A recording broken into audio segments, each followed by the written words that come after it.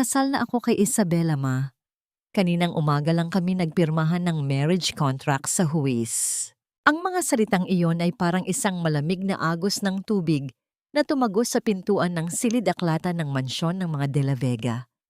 Sa labas ng pinto, nakatayo si Doktora Celeste, suot ang kanyang kulay gatas na wedding gown na gawa sa pinakamamahaling lace at seda.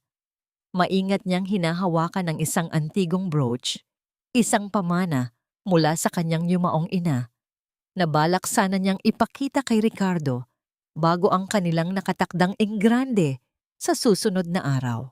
Alam ko, Ricardo, at iyan ang pinakamatalinong desisyong ginawa mo para sa ating pamilya.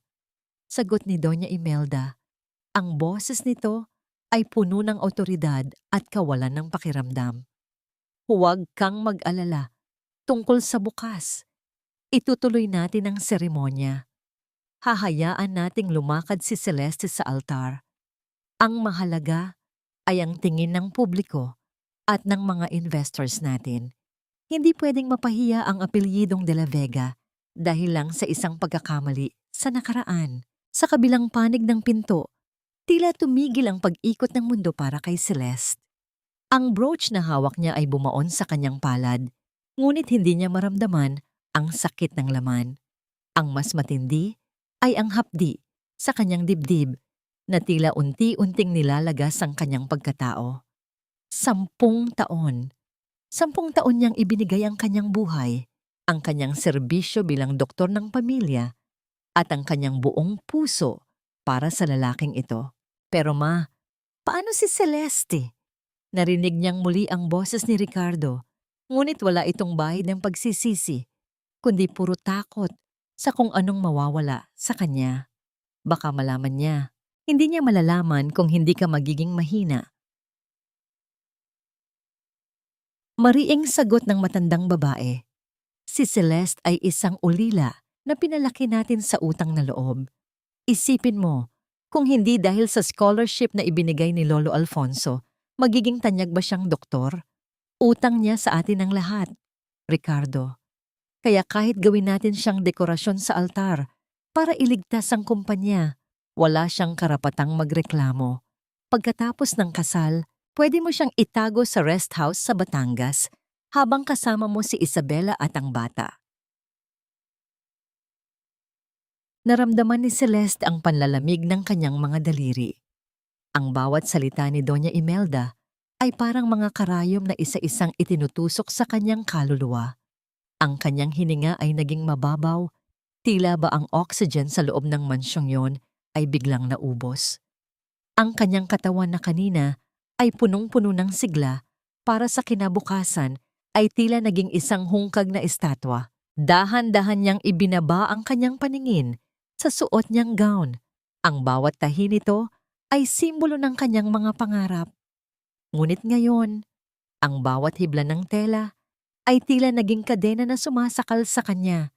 Napakagatlabi siya upang pigilin ang anumang tunog na lalabas sa kanyang lalamunan. Hindi siya sisigaw, hindi siya magmamakaawa. Ang sakit ay nanatiling nakakulong sa loob, naglalakbay sa kanyang mga ugat tulad ng isang lason na dahan-dahang pumapatay sa bawat alaala ng kanilang nakaraan.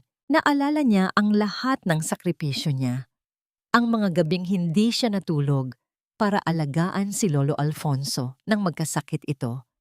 Ang mga operasyong isinagawa niya para sa mga kaibigan ng mga pamilya De La Vega nang walang bayad, ang pananatili sa tabi ni Ricardo kahit noong lugmok ito sa negosyo. Lahat ng iyon ay itinuring lamang nilang pambayad sa isang utang na kailanman ay hindi matatapos sa kanilang paningin. Isang malakas na yabag ang narinig niya mula sa loob ng silid. Papalapit na ang mga ito sa pinto. Sa isang mabilis at mekanikal na pagkilos, pumasok si Celeste sa katabing silid-imbakan bago pa man bumukas ang pinto ng silid-aklatan. Mula sa maliit na siwang, nakita niya si Ricardo na lumabas. Inaayos ang kanyang kurbata habang may ngiti sa mga labi. Tila walang mabigat na pasaning dala sa kanyang konsensya. I love you, Ricardo. Bulong ni Celeste sa kanyang isipan Ngunit ang mga salitang yon ay wala ng tamis. Ito ay naging isang mapait na paalam. Ang pag-ibig na itinanim niya sa loob ng 10 taon ay biglang naging isang tuyot na dahon na tinangay ng hangin ng katotohanan. Lumipas ang ilang minuto bago siya lumabas sa kanyang pinagtataguan. Ang mansyon ay tahimik, ngunit para sa kanya, ang bawat sulok nito ay sumisigaw ng pagtataksil. Naglakad siya pabalik sa kanyang sariling silid. Ang bawat hakbang ay tila may bigat ng 1 tonelada. Sa harap ng kanyang salamin, tinitigan niya ang kanyang sarili. Ang Doktora Celeste na kilala ng lahat bilang matatag at matalino ay wala na roon. Ang natira ay isang babaeng ang mga mata ay puno ng isang desisyong hindi na mababali. Kinuha niya ang isang maleta mula sa ilalim ng kama. Wala siyang dinalang marangyang damit. Kinuha lamang niya ang kanyang mga dokumento, ang kanyang lisensya bilang doktor, at ang brooch ng kanyang ina. Hinubad niya ang wedding gown ng walang pag-aalinlangan. Iniwan itong nakakalat sa sahig na parang isang bangkay ng pangarap na hindi na muling mabubuhay. Isang katanungan ang paulit-ulit na umalingaw-ngaw sa kanyang isipan habang isinusara niya ang pinto ng kanyang silid sa huling pagkakataon. May halaga pa ba ang pananatili sa isang bahay na ang pundasyon ay gawa sa kasinungalingan? O sapat na ang 10 taon para matutunan kong ang tunay na paghilom ay nagsisimula sa pag-alis? Sa kadiliman ng gabi, lumabas siya sa gate ng mansyon. Walang luhang pumatak, ngunit ang bawat tibok ng kanyang puso ay isang pangako ng pagbabago. Ngunit nang makarating siya sa kanto ng kalsada, isang itim na sasakyan ang biglang huminto sa kanyang harapan. Ang bintana nito ay bumaba, at ang mukhang tumambad sa kanya ay ang huling taong inaasahan niyang makikita sa oras na yon. Dr. Celeste, saan ka pupunta sa ganitong oras? Boses yun ni Ricardo na tila may halong pagdududa at babala. At bakit mo dala ang maleta mo? Saan ka pupunta, Celeste? Gabing-gabi na, at bakit dala mo ang maletang iyan? Ang boses ni Ricardo ay may himig ng pagmamataas. Tila ba isa siyang Panginoon na nagtatanong sa kanyang alipin? Hindi siya bumaba ng sasakyan, na natili siyang nakaupo sa loob habang ang malamig na liwanag ng dashboard ay tumatama sa kanyang mukha. Huminga ng malalim si Celeste. Ang bawat hibla ng kanyang pagkatao ay nanginginig sa galit, ngunit pinanatili niyang kalmado ang kanyang boses. Lalabas lang ako, Ricardo. Kailangan ko ng hangin. Isang mapang-uyam na tawa ang kumawala sa mga labi ng lalaki. Hangin? Sa gitna ng gabi? At kailangang may dala pang maleta? Huwag kang maging madrama, Celeste. Alam kong narinig mo kami ni Mama sa silid-aklatan. Pero isipin mo rin ang sitwasyon ko. Ginagawa ko lang ito para sa pamilya. Para sa atin. Para sa atin. Ang mga salitang yon ay parang isang mariing sampal sa gitna ng katahimikan ng gabi. Tinitigan ni Celeste ang lalaking minahal niya sa loob ng 1 dekada. Ngunit ang nakikita niya ngayon ay hindi ang lalaking pinangarap niyang makasama habang buhay, kundi isang estranghero na may pusong bato. Para sa atin, Ricardo? O para sa iyong sarili? Ang boses ni Celeste ay matalim pa sa surgical scalpel. Kasal ka na sa iba. Ngunit gusto mo pa rin akong lumakad sa altar bukas para lang hindi mapahiya ang pamilya niyo. Itinuring niyo akong pambayad utang, isang kagamitang pwedeng itapon pagkatapos pakinabangan. Agad na bumaba ng sasakyan si Ricardo. Ang kanyang mga mata ay nanlilisik sa galit. Hinawakan niya ng mahigpit ang braso ni Celeste, isang hawak na puno ng pag-aari at kawalan ng respeto. Utang mo sa amin ang lahat, Celeste. Huwag mong kalimutan na kung hindi dahil sa scholarship ni Lolo Alfonso, baka hanggang ngayon ay nagtitinda ka pa rin ng isda sa palengke.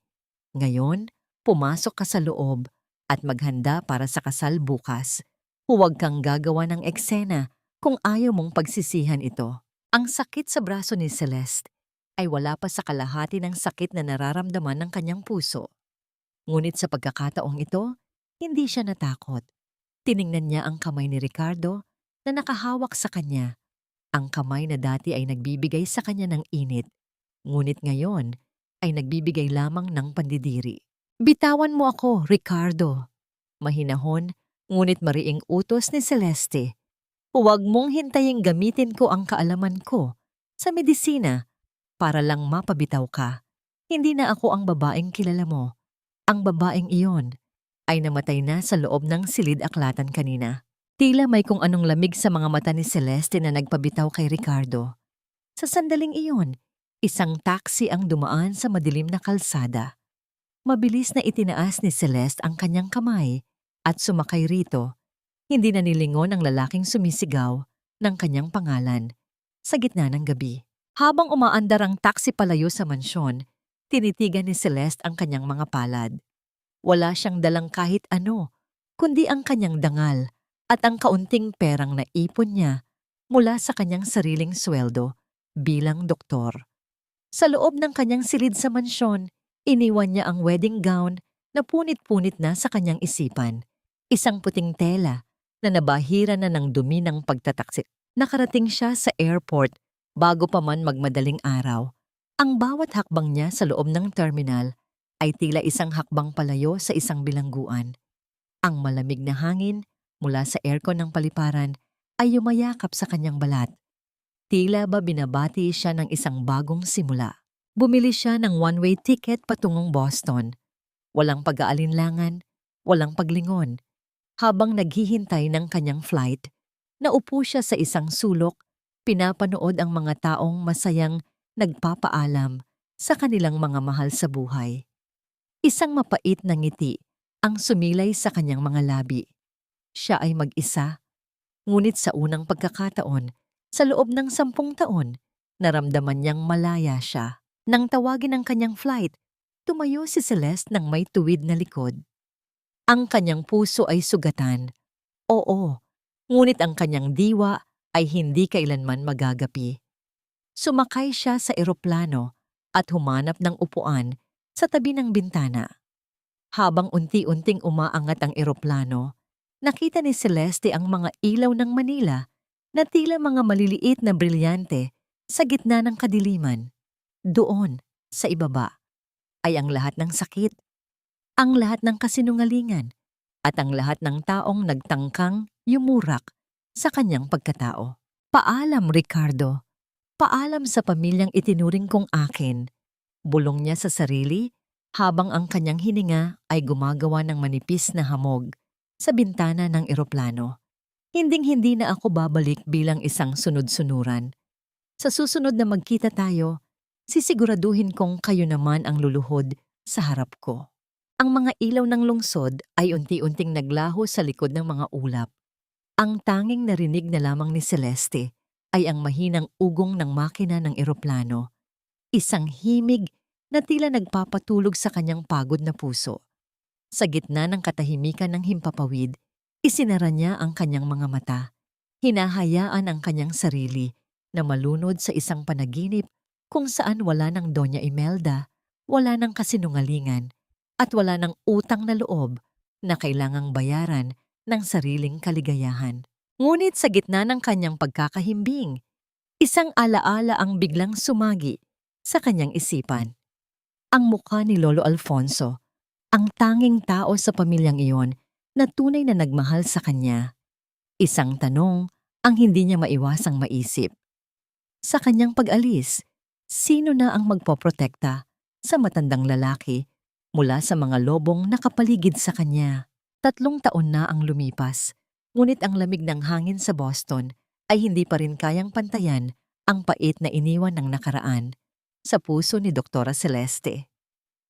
Sa loob ng silid operasyon ng isa sa mga pinakasikat na ospital sa Amerika, ang tanging maririnig ay ang ritmo ng heart monitor, isang tunog na nagsisilbing musika sa kanyang mga tainga. Ang kanyang mga kamay, na dati ay nangangatog sa sakit ng pagtataksil, ngayon ay matatag at tumpak sa bawat hiwa ng anesthesia. Scalpel, maikli niyang utos. Ang boses niya ay wala ng bahid ng pag-aalinlangan. Ang Doktora Celeste na dati ay laging nakayuko sa harap ng mga De La Vega ay pinalitan na ng isang babaeng kinikilala bilang isa sa mga pinakamagaling na cardiac surgeon sa kanyang henerasyon.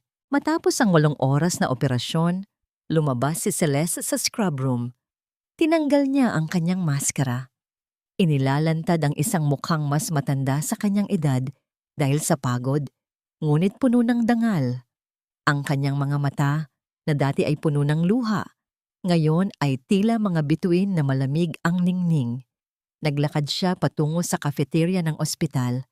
Ang bawat hakbang ay may kasiguraduhan. Sa bawat pagdaan niya, ang mga kasamahang doktor ay tumatango bilang tanda ng respeto. Dito, siya ay hindi isang scholars lang o isang dekorasyon sa altar. Dito, siya ay si Doktora Celeste, ang tagapagligtas ng mga pusong may karamdaman. Naupo siya sa tabi ng bintana. Pinagmamasdan ang unti-unting pagbagsak ng niebe sa labas. Ang mapuputing kristal ay tila mga alaalang unti-unting nagtatakip sa sugat ng kahapon. 3 taon na niyang pinapatay ang bawat emosyong may kaugnayan sa Pilipinas. Binura niya ang kanyang social media, pinalitan ang kanyang numero, at ibinaon ang sarili sa trabaho hanggang sa ang kanyang pangalan ay maging kasing kahulugan ng tagumpay. Kinuha niya mula sa kanyang bulsa ang isang maliit na agimat, ang antigong brooch ng kanyang ina.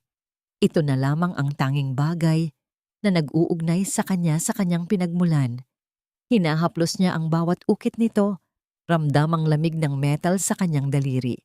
Ito ang kanyang golden moment, ang sandali ng katahimikan, kung saan naaalala niya ang tanging taong naging totoo sa kanya. Kumusta na kaya si Lolo Alfonso? Bulong niya sa hangin. Siya lamang ang tanging rason kung bakit may bahagi pa rin ng kanyang puso na tumitibok para sa bayang iniwan. Ngunit agad niyang iwinaksi ang isiping iyon. Ang pamilya de la Vega ay isang kabanata na matagal na niyang winakasan. Nang makabalik siya sa kanyang pribadong opisina, napansin niya ang isang pulang ilaw na kumukurap sa kanyang desk phone. May isang voice message na galing sa international line. Kinabahan siya. Sa loob ng 3 taon, walang sino man mula sa kanyang nakaraan ang nakahanap sa kanya. Dahan-dahan niyang pinindot ang button. Ang katahimikan sa loob ng silid ay nabasag ng isang pamilyar na boses. Isang boses na puno ng desperasyon at takot. Hindi ito si Ricardo. Hindi rin ito si Doña Imelda. Ito ay ang boses ng dating sekretarya ni Lolo Alfonso, Dr. Celeste. Kung naririnig niyo po ito, nakikiusap ako. Si Lolo Alfonso, wala nang ibang doktor na gustong humawak sa kanya. Sabi nila, wala na raw pag-asa. Pero alam kong kayo lang ang makakagawa ng milagro. Mamamatay siya kung hindi kayo babalik. Naramdaman ni Celeste ang biglang pagbilis ng tibok ng kanyang puso. Ang kape sa kanyang kamay ay muntik nang matapon ng manginig ang kanyang mga daliri. Ang pader na itinayo niya sa loob ng 3 taon ay tila nagkaroon ng malaking lamat. Ang utang na loob, na akala niya ay nabayaran na niya ng sakit, ay muling bumalik. Bumubulong sa kanyang konsensya. Tumayo siya at lumapit sa bintana. Ang refleksyon niya sa salamin ay nagpapakita ng isang matagumpay na babae. Ngunit sa likod ng mga matang yon ay ang batang babaeng minsan nang tinulungan ng isang matandang lalaki upang maabot ang kanyang mga pangarap. Maaari ba niyang talikuran ang taong naging tanging liwanag niya sa madilim na mansyong yon? Kinuha niya ang kanyang telepono at tinignan ang oras sa Manila. Umaga na roon. Alam niyang kung sasagot siya sa tawag na ito, bubuksan niyang muli ang pinto para sa mga taong sumira sa kanya. Babalik siya sa lugar kung saan siya minaliit at tinaksilan. Isang mabigat na buntong hininga ang kumawala sa kanyang dibdib. Isang buhay laban sa libo-libong sakit, wika niya sa sarili. Ngunit ang katanungang bumabagabag sa kanya ay hindi tungkol sa medisina. Kayang-kaya niyang kumpunihin ang isang pisikal na puso. Ngunit kaya ba niyang harapin ang mga taong bumasag sa kanyang sariling puso nang hindi siya muling magkakapira-piraso? At kung babalik man siya, babalik ba siya bilang isang tagapagligtas? O bilang isang babaeng handa nang maningil sa lahat ng inutang sa kanyang dangal? May presyo ang bawat utang na loob, Celeste. At ngayon, dumating na ang oras para bayaran mo ang sa amin. Ang boses ni Doña Imelda sa kabilang linya ay hindi nagbago. Malamig pa rin ito, puno ng awtoridad at tila hindi man lang tinatabla ng hiya pagkatapos ng 3 taon. Walang bakas ng pangungumusta o pagsisisi sa bawat kataga. Para sa matandang babae, ang pagtawag niya kay Celeste ay hindi isang pagsusumamo, kundi isang paniningil. Nakaupo si Celeste sa kanyang malambot na swivel chair sa loob ng kanyang opisina sa Boston. Sa labas, ang mga gusali ay nababalot na ng liwanag ng gabi, ngunit sa loob ng kanyang dibdib, ang dilim ng nakaraan ay tila muling gumagapang. Hinawakan niya ng mahigpit ang kanyang mamahaling fountain pen. Ang kanyang mga daliri ay namumuti sa tindi ng kapit. Isang scholarship, Doña Imelda. Mahinahon, ngunit matalim na sagot ni Celeste. Isang scholarship ang ibinigay ni Lolo Alfonso sa akin. Hindi iyon sapat na dahilan para gawin niyo akong alipin habang buhay. Isang mapang-uyam na tawa ang narinig niya mula sa libu-libong milyang layo. Huwag kang magmalaki, Celeste. Kahit gaano ka pa katanyag na doktor sa Amerika, sa paningin namin, ikaw pa rin ang batang ulila na pinulot namin mula sa hirap. Ngayon, ang taong nagbigay sa iyo ng kinabukasan ay nag-aagaw buhay. Kung may natitira ka pang konsensya, babalik ka sa Pilipinas. O baka naman mas mahalaga na sa iyo ang career mo kaysa sa buhay ng nag-iisang taong nagmalasakit sa iyo. Naramdaman ni Celeste ang pamilyar na paninikip ng kanyang dibdib. Ang tanikala ng tungkulin ay muling humihigpit sa kanyang leeg. Alam niya ang ginagawa ni Doña Imelda, ang gaslighting na naging sining na ng matandang babae. Gagamitin nito ang kabutihan ni Lolo Alfonso para pilitin siyang bumalik sa impyernong matagal na niyang tinakasan. Binitawan ni Celeste ang kanyang ballpen at tumayo. Lumapit siya sa bintana kung saan makikita ang kanyang refleksyon. Nakikita niya ang isang matagumpay na Doktora Celeste, ngunit sa likod nito ay ang sugatang babae na iniwan sa altar. Ang bawat tibok ng kanyang puso ay tila isang babala. Bakit ako? Tanong niya. Ang boses ay tila isang bulong sa hangin. Maraming magagaling na doktor sa Manila. Dahil ikaw lang ang pinagkakatiwalaan ni Alfonso, sagot ni Doña Imelda na sa pagkakataong ito ay may halong inis. At dahil alam ni Ricardo na hindi mo matitiis ang matanda. Naghihintay ang pribadong eroplano sa airport ng Boston bukas ng gabi. Huwag mo kaming paghintayin, Celeste. Ang bawat minutong nag-aalinlangan ka ay bawas sa buhay ng biyenan, ay, ng lolo mo. Pagkatapos ng tawag, ang katahimikan sa opisina ay naging kasing bigat ng tingga. Napasandal si Celeste sa pader, ang kanyang mga tuhod ay tila nawalan ng lakas. Ang bawat alaala ng 10 taong paninilbihan niya sa mga De La Vega ay bumalik na parang isang malakas na agos ng tubig. Ang mga panlalait, ang mga gabi ng pag-iyak, at ang huling gabing nakita niya ang katotohanan. Ngunit sa gitna ng galit, lumitaw ang mukha ni Lolo Alfonso.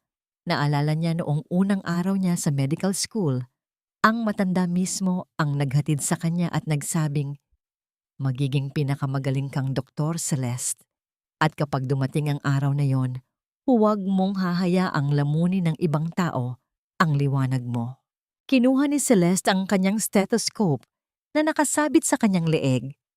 Ang malamig na bakal nito ay tila nagpaalala sa kanya ng kanyang sumpa. Hindi siya babalik bilang si Celeste na biktima.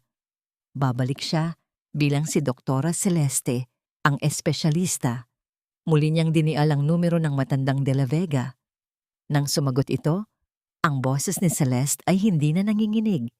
Ito ay boses na ng isang babaeng may hawak ng alas. Babalik ako. Panimula niya. Narinig niya ang singhap ng tagumpay mula kay Doña Imelda, ngunit agad niya itong pinutol. Pero makinig kayo ng mabuti. Babalik ako bilang inyong doktor, hindi bilang manugang, hindi bilang utusan, at lalong hindi bilang pambayad sa lapi sa dangal nyo. Ang tanging pakikitunguhan ko ay ang pasyente. At kapag natapos ang operasyon, aalis ako nang walang pasabi. At isa pa, huwag na huwag niyo akong hahayaang makita ang mukha ni Ricardo hanggat hindi ko hinihiling. Kung hindi, tatalikod ako kahit nasa pintuan na ako ng operating room. Walang nakaimik sa kabilang linya. Ramdam ni Celeste ang tensyon, ang pagbabanggaan ng kanilang mga prinsipyo. Sa huli, ang takot na mamatayan ng pundasyon ng kanilang yaman ang nanaig. Sige, maikling sagot ni Doña Imelda bago ibinaba ang telepono. Kinabukasan, habang nag-aimpake si Celeste, ang bawat gamit na inilalagay niya sa maleta ay tila may kasamang bigat ng nakaraan. Hindi siya natatakot sa operasyon. Ang kinatatakutan niya ay ang muling pagtapak sa lupang minsang naging sementeryo ng kanyang mga pangarap.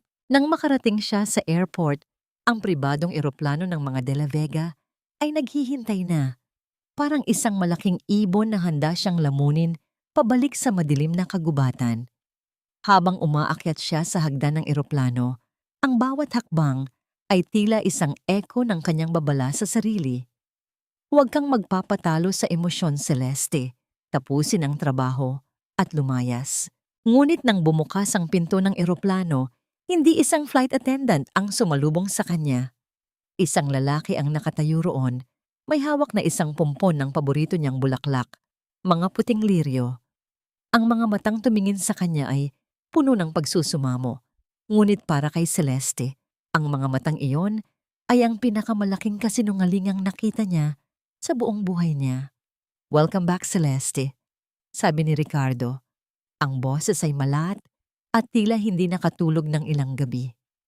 Salamat sa pagbabalik. Tumigil ang pagtibok ng puso ni Celeste sa loob ng isang segundo. Ang hangin sa paligid niya ay tila naging kasing init ng apoy. Isang katanungan ang agad na sumabog sa kanyang isipan. Ito ba ay bahagi ng plano ni Doña Imelda para muli siyang bitagin? O ang pagbabalik ba niyang ito ang magiging mitya ng isang mas malaking gulo na hindi na kayang ayusin ng anumang operasyon? Ang init ng Maynila na sumalubong kay Celeste pagbaba ng eroplano ay hindi kasing init ng galit na muling nagliyab sa kanyang dibdib nang makita ang mukha ni Ricardo. Ang mga puting liryo na hawak ng lalaki ay tila mga tuyot na damo sa paningin ng doktora. Hindi siya lumapit. Nanatili siyang nakatayo sa huling hagdan ng eroplano. Ang kanyang suot na trench coat ay tila isang baluti laban sa mga taong pilit siyang hinihila pabalik sa putikan. Iwan mo ang mga bulaklak na yan, Ricardo. Narito ako para sa pasyente, hindi para sa muling pagsasama na kailanman ay hindi na mangyayari. Ang boses ni Celeste ay kasing lamig ng surgical steel.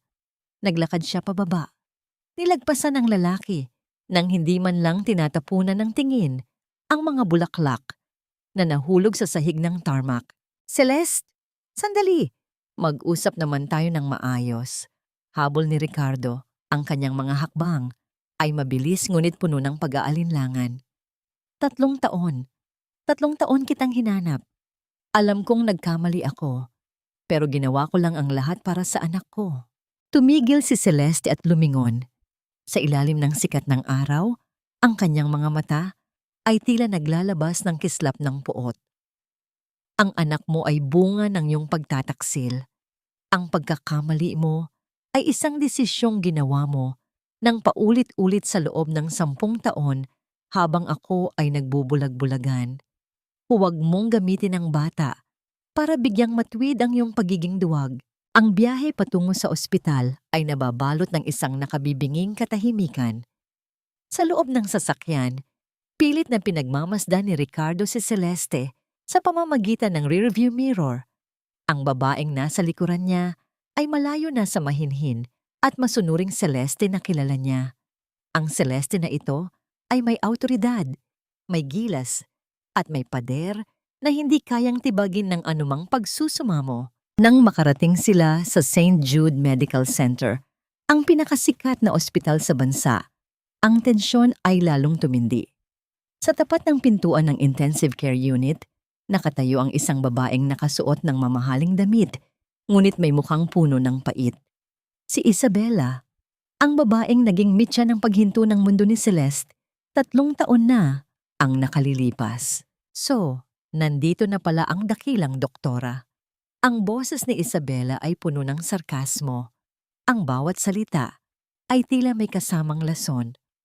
Bumalik ka ba para iligtas si Lolo Alfonso? O para muling akitin ang asawa ko ngayong alam mong hirap na kami sa pera? Hindi sumagot si Celeste. Pinuksan niya ang kanyang medical chart at nagsimulang magbasa. Tila ba ang presensya ni Isabela ay isang langaw lamang na dumapo sa pader. Ang ganitong pagbaliwala ay lalong nagpakulo sa dugo ng karibal. Huwag mo akong talikuran, Celeste.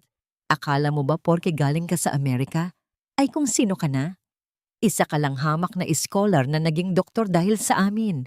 Sigaw ni Isabela. Ang kanyang boses ay umaalingaw-ngaw sa tahimik na hallway ng ospital.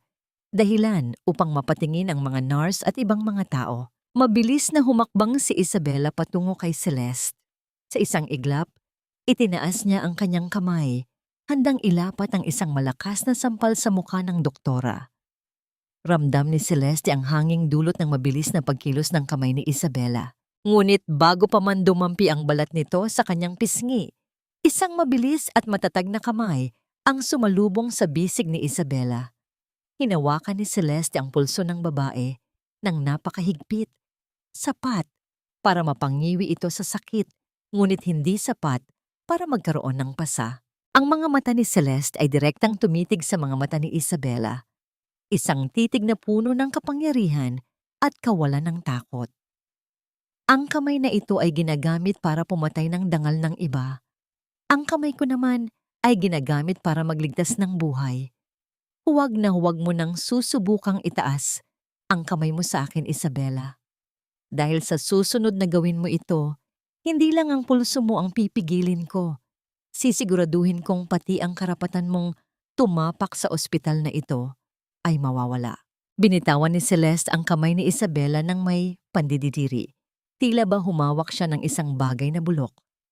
Napaatras si Isabela, ang kanyang mukha ay namumutla sa gulat at hiya. Si Ricardo, na nakatayo sa gilid, ay hindi man lang makakilos para ipagtanggol ang kanyang asawa. Ricardo, dalhin mo ang babaeng ito palayo sa akin. Utos ni Celeste nang hindi tumitingin sa kanila. May operasyon akong dapat ihanda. At kung gusto niyo pang mabuhay ang matanda, siguraduhin niyo na ang tanging maririnig ko sa hallway na ito ay ang tibok ng makina ng ospital, hindi ang ingay ng inyong kawalan ng modo. Naglakad si Celeste papasok sa ICU.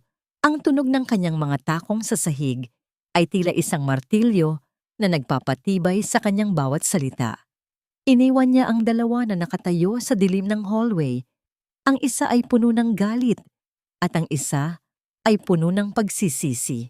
Ngunit habang isinasara ni Celeste ang pinto, naramdaman niya ang isang bahagyang panginginig sa kanyang mga daliri. Hindi ito dahil sa takot, kundi dahil sa bigat ng mga alaala. Sa loob ng silid, nakita niya si Lolo Alfonso, ang matandang lalaking tila naging kasing puti na ng kumot ang buong katawan dahil sa karamdaman. Lumapit siya sa kama at hinawakan ang nangungulubot na kamay ng matanda. Sa sandaling iyon, ang Doktora Celeste na matapang ay tila natunaw at ang batang babaeng nagpapasalamat ay muling lumitaw. Lolo, narito na po ako. Bulong niya sa wikang Tagalog na puno ng pait at pagmamahal. Biglang bumukas ang monitor ng puso ni Lolo Alfonso. Ang berdeng linya ay gumalaw ng mabilis at hindi regular. Isang babala. Isang hudyat na ang oras ay hindi na sapat. Sa gitna ng kaguluhan ng kanyang damdamin, narinig ni Celeste ang isang mahinang kaluskos mula sa likuran niya. Isang tao ang pumasok at hindi ito si Ricardo o si Isabela. Dr. Celeste, may kailangan kayong malaman bago niyo simulan ang operasyon. Wika ng isang boses na hindi pamilyar sa kanya, ngunit puno ng panganib. Dr. Celeste, mag-ingat kayo. Hindi lahat ng nakapaligid sa pasyente ay nagnanais na gumaling siya. Ang mga salitang iyon ay nagmula kay Attorney Ramos, ang matandang abogado ni Lolo Alfonso na matagal nang nagsisilbi sa pamilya De La Vega. Nakatayo siya sa gilid ng ICU. Ang kanyang mga mata ay puno ng babala habang iniaabot ang isang manipis na folder kay Celeste.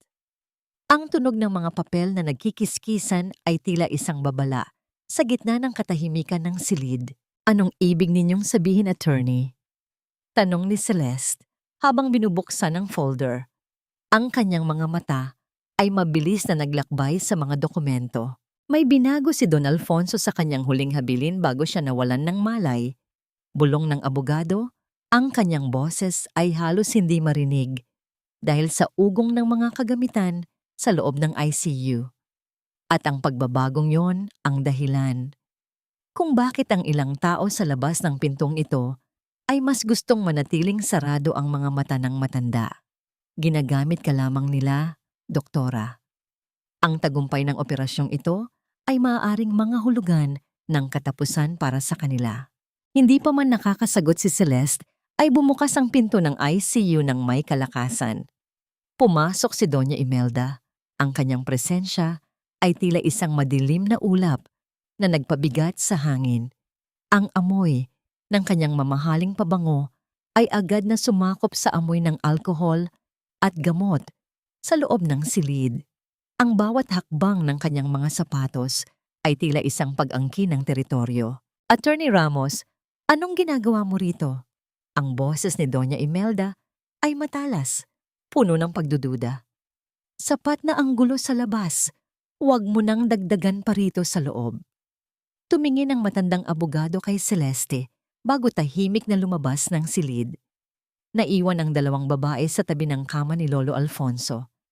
Tinitigan ni Doña Imelda si Celeste mula sa kanyang maayos na buhok hanggang sa kanyang sapatos, tila ba sinusuri niya ang isang produkto na kanyang binili. Huwag mong papakinggan ang matandang iyon, Celeste. Wika ni Doña Imelda habang hinahaplos ang kanyang mga perlas na kwintas.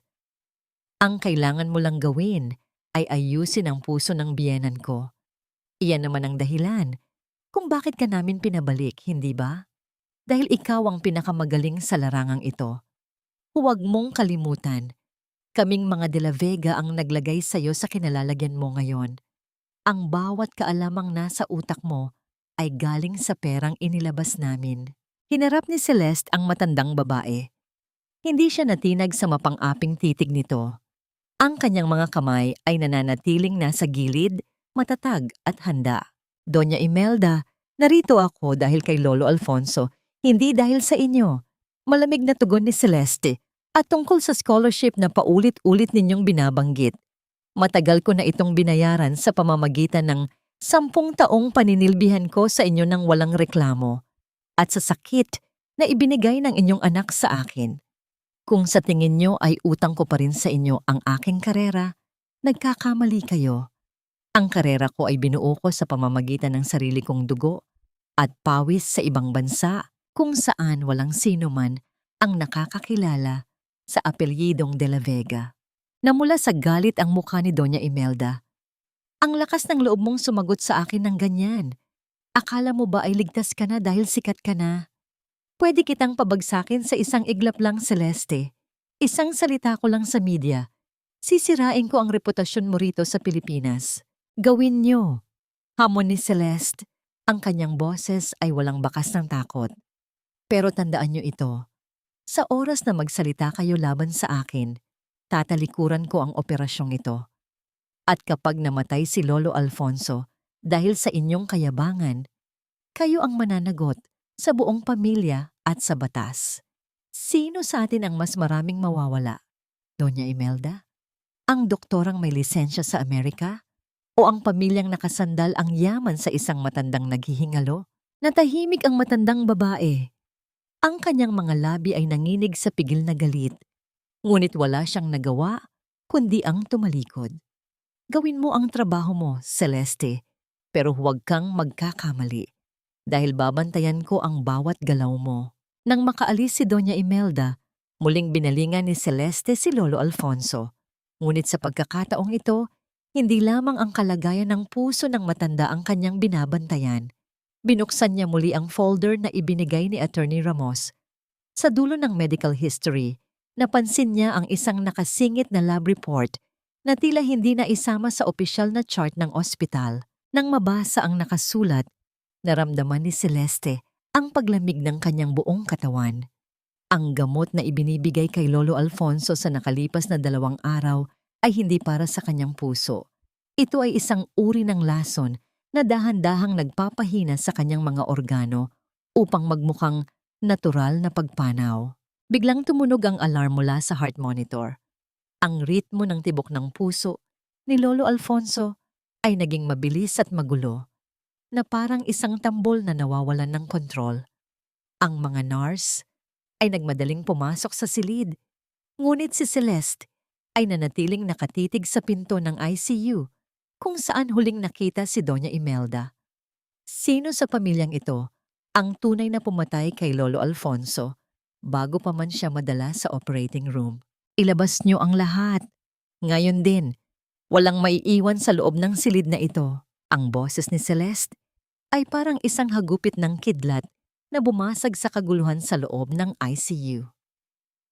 Habang ang mga nurse ay nagmamadaling kumuha ng defibrillator at ang resident doctor ay tila nawawalan ng malay sa takot, nanatiling matatag ang mga kamay ni Celeste. Ang tunog ng mabilis at hindi regular na pagtibok ng puso ni Lolo Alfonso mula sa monitor ay tila isang babala ng kamatayan, ngunit para kay Celeste, ito ay isang tawag sa digmaan. Agad niyang hinablot ang IV bag na nakasabit sa gilid ng kama. Sa isang mabilis na pagkilos, hinila niya ang tubo at hinayaan ang likido na tumapon sa sahig, na lumikha ng isang basang mantsa sa puting tile. Ang kanyang mga mata ay nanlilisik habang nakatingin sa resident doctor na si Dr. Peralta, na pilit siyang pinipigilan. "Anong ginagawa niyo, Doktora Celeste? Protocol yan!" Sigaw ni Peralta. Ang kanyang boses ay nanginginig sa kaba. "Ang protocol mo ang papatay sa kanya, Peralta," ganti ni Celeste. Ang kanyang boses ay hindi sumisigaw, ngunit may lalim ito na nagpatahimik sa lahat. "Tignan mo ang monitor. Ang arrhythmia na ito ay hindi dahil sa sakit sa puso. Ito ay cardiac toxicity. May inilagay kayong gamot na hindi dapat narito. At kung hindi ako dumating, magiging abo na ang pasyenteng ito bago sumikat ang araw." Sa labas ng salamin ng ICU, nakita ni Celeste ang mga mukha ni na Ricardo, Isabela at Doña Imelda. Ang kanilang mga mata ay nakatitig sa bawat galaw niya. Si Isabela ay tila balisa, paulit-ulit na pinaglalaruan ang kanyang mga daliri, habang si Doña Imelda ay nananatiling parang isang estatwang bato. Walang emosyon, ngunit ang mga mata ay matalas na nagbabantay. Habang isinasagawa ni Celeste ang emergency resuscitation, naramdaman niya ang isang pamilyar na pait sa kanyang lalamunan. Ang miyamiyang katotohanan ay narito. Habang ang matanda ay nag-aagaw buhay dahil sa katapatan sa pamilya, ang pamilyang iyon din ang dahan-dahang pumuputol sa kanyang hininga. Ang bawat pagpisil ni Celeste sa ambubag, ang bawat pagbilang niya sa bawat segundo ng paghinga ni Lolo Alfonso ay tila isang panalangin at isang sumpa. "Lolo, huwag kayong bibitaw," bulong niya. Ang kanyang boses ay nabasag sa gitna ng matinding tensyon. "Hindi ko hahayaang magtagumpay sila. Hindi rito, hindi sa harap ko." Ito ang kanyang golden moment. Isang sandali kung saan ang dalubhasang doktora ay naging isang apo muli. Hinawakan niya ang malamig na daliri ng matanda. Ramdam ang mahinang pulso na tila isang huling hiling ng tulong. Sa kabila ng lahat ng sakit na idinulot ng pamilyang De La Vega sa kanya, ang matandang ito ang nag-iisang rason kung bakit siya naniniwala pa rin sa kabutihan. Matapos ang 30 minutong pakikipagbuno sa kamatayan, unti-unting kumalma ang monitor. Ang mabilis at magulong linya ay naging isang matatag at regular na ritmo. Isang malalim na buntong hininga ang kumawala sa mga nurse, ngunit si Celeste ay hindi pa tapos. Lumabas siya ng ICU. Ang kanyang puting gown ay may ilang mantsa ng gamot, ngunit ang kanyang tindig ay tila isang reyna na handang manghusga. Agad siyang sinalubong ni Ricardo Ang mukha nito ay puno ng huwad na pag-aalala. Celeste, anong nangyari? Ligtas ba si Lolo? Tanong ni Ricardo. Tatangkain niyang hawakan ng kamay ni Celeste. Ngunit mabilis itong iniwas ng doktora. Ligtas siya sa ngayon, Ricardo. Malamig na sagot ni Celeste. Tumingin siya ng diretso kay Doña Imelda at Isabela. Pero may isang bagay akong sisiguraduhin sa inyo. Mula sa oras na ito, ako ang may hawak ng susi ng silid na ito. Walang gamot na papasok, walang pagkain na ilalapit, at walang taong papasok nang hindi ko binibigyan ng pahintulot. At kung may mangyari mang hindi maganda, sisiguraduhin kong ang autopsy report ang magiging huling dokumentong pipirmahan nyo bago kayo mabulok sa kulungan. Namutla si Isabela. Ano bang pinagsasabi mo? Pinagbibintangan mo ba kami? Kung wala kayong itinatago, wala kayong dapat ikatakot, hindi ba? Ang nangiti ni Celeste ay tila isang talim ng kutsilyo. Binalingan niya si Dr. Peralta na nasa likuran niya. Peralta, ihanda ang operating room sa loob ng 2 oras. Hindi na tayo makakapaghintay bukas. Gagawa tayo ng emergency bypass ngayon din. Pero doktora, masyadong delikado ang kondisyon niya ngayon. Mas delikado kung mananatili siya sa ilalim ng inyong pag-aalaga. Putol ni Celeste. Habang naglalakad si Celeste patungo sa scrub room, naramdaman niya ang bigat ng folder na ibinigay ni Attorney Ramos na nasa loob ng kanyang bulsa. Alam niyang sa oras na pumasok siya sa operating room, hindi lang ang buhay ni Lolo Alfonso ang nakasalalay sa kanyang mga kamay. Nakasalalay din doon ang katotohanang matagal nang ibinaon ng mga De La Vega. Ngunit bago pa man siya makapasok sa pintuan, isang nurse ang tumatakbong lumapit sa kanya, hinihingal, at ang mukha ay puting-puti. Dr. Celeste, ang laboratory results po ni Don Alfonso. May nakita kaming kakaiba sa blood sample na kinuha kanina. Tumigil si Celeste. Ano yon? Hindi lang po ito basta cardiac toxicity, doktora. Ang substance na nakita namin, ayon sa aming toxicologist, ito ay isang uri ng lason na tanging mga rehistradong doktor lamang ang may access. Napatigil ang mundo ni Celeste. Kung ang lason ay galing sa isang doktor, ibig sabihin, ang kalaban ay hindi lang nasa labas ng pintuan. Ang kalaban ay maaaring kasama niya mismo sa loob ng operating room. Sinong doktor sa ospital na ito ang handang pumatay para sa mga De La Vega? At magagawa ba ni Celeste na ituloy ang operasyon kung alam niyang ang bawat taong tutulong sa kanya ay maaaring ang mismong mamamatay tao? Sana hindi na lang tayo naging ganito, Celeste. Sana ay nakikinig ka pa rin sa akin gaya ng dati. Ang boses ni Ricardo ay nanggaling sa madilim na sulok ng hallway patungo sa scrub room. Habang ang tunog ng agos ng tubig mula sa gripo ay pumupuno sa katahimikan, naramdaman ni Celeste ang pagbigat ng kanyang balikat. Hindi niya nilingon ang lalaki. Ipinagpatuloy niya ang paghugas ng kanyang mga kamay. Ang bawat kuskos ng sabon sa kanyang balat ay tila pagtatangka na alisin hindi lamang ang mikrobyo, kundi pati na rin ang mantsa ng kanilang nakaraan. Ang dati ay isang libingang, matagal mo nang hinukay, Ricardo. Huwag mo nang subukang hukayin pa ang bangkay ng ating relasyon. Malamig na sagot ni Celeste. Ang bawat salita niya ay kasing tulis ng karayom. Dahan-dahang lumapit si Ricardo. Amoy alak ang kanyang hininga. Bagaman, pilit itong itinatago ng amoy ng mint. Nang magtangka siyang hawakan ang balikat ni Celeste, mabilis na umiwas ang doktora. Ang pag-iwas na yon ay hindi dahil sa takot, kundi dahil sa matinding pandidiri. Don't touch me. Ang mga kamay na yan ay nakapirma sa marriage contract ng ibang babae habang hinihintay kita sa altar. Ang bawat pagdampi mo ay nagpapaalala sa akin kung gaano mo kinalimutan ang 10 taon natin para sa isang sandaling kahinaan. Dagdag pa ni Celeste, ang kanyang mga mata ay nakatitig sa umaagos na tubig. Hindi ko mahal si Isabela, Celeste.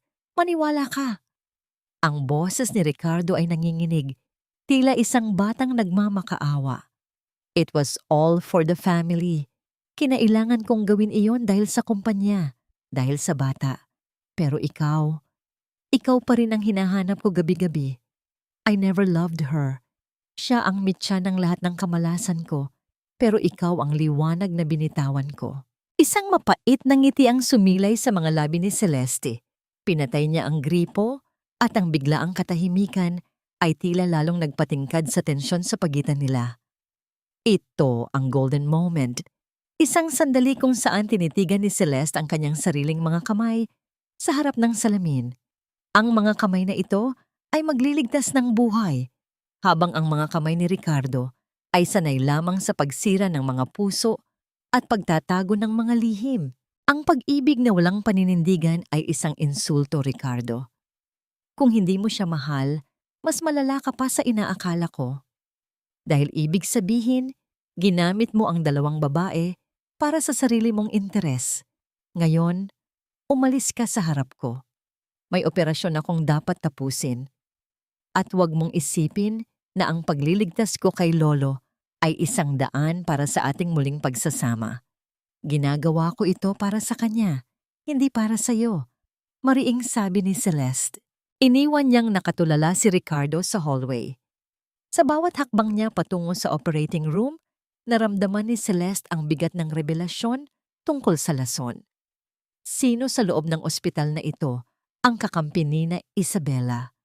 Nang pumasok siya sa OR, sinalubong siya ng malamig na hangin at ang mahinang ugong ng mga medical machines.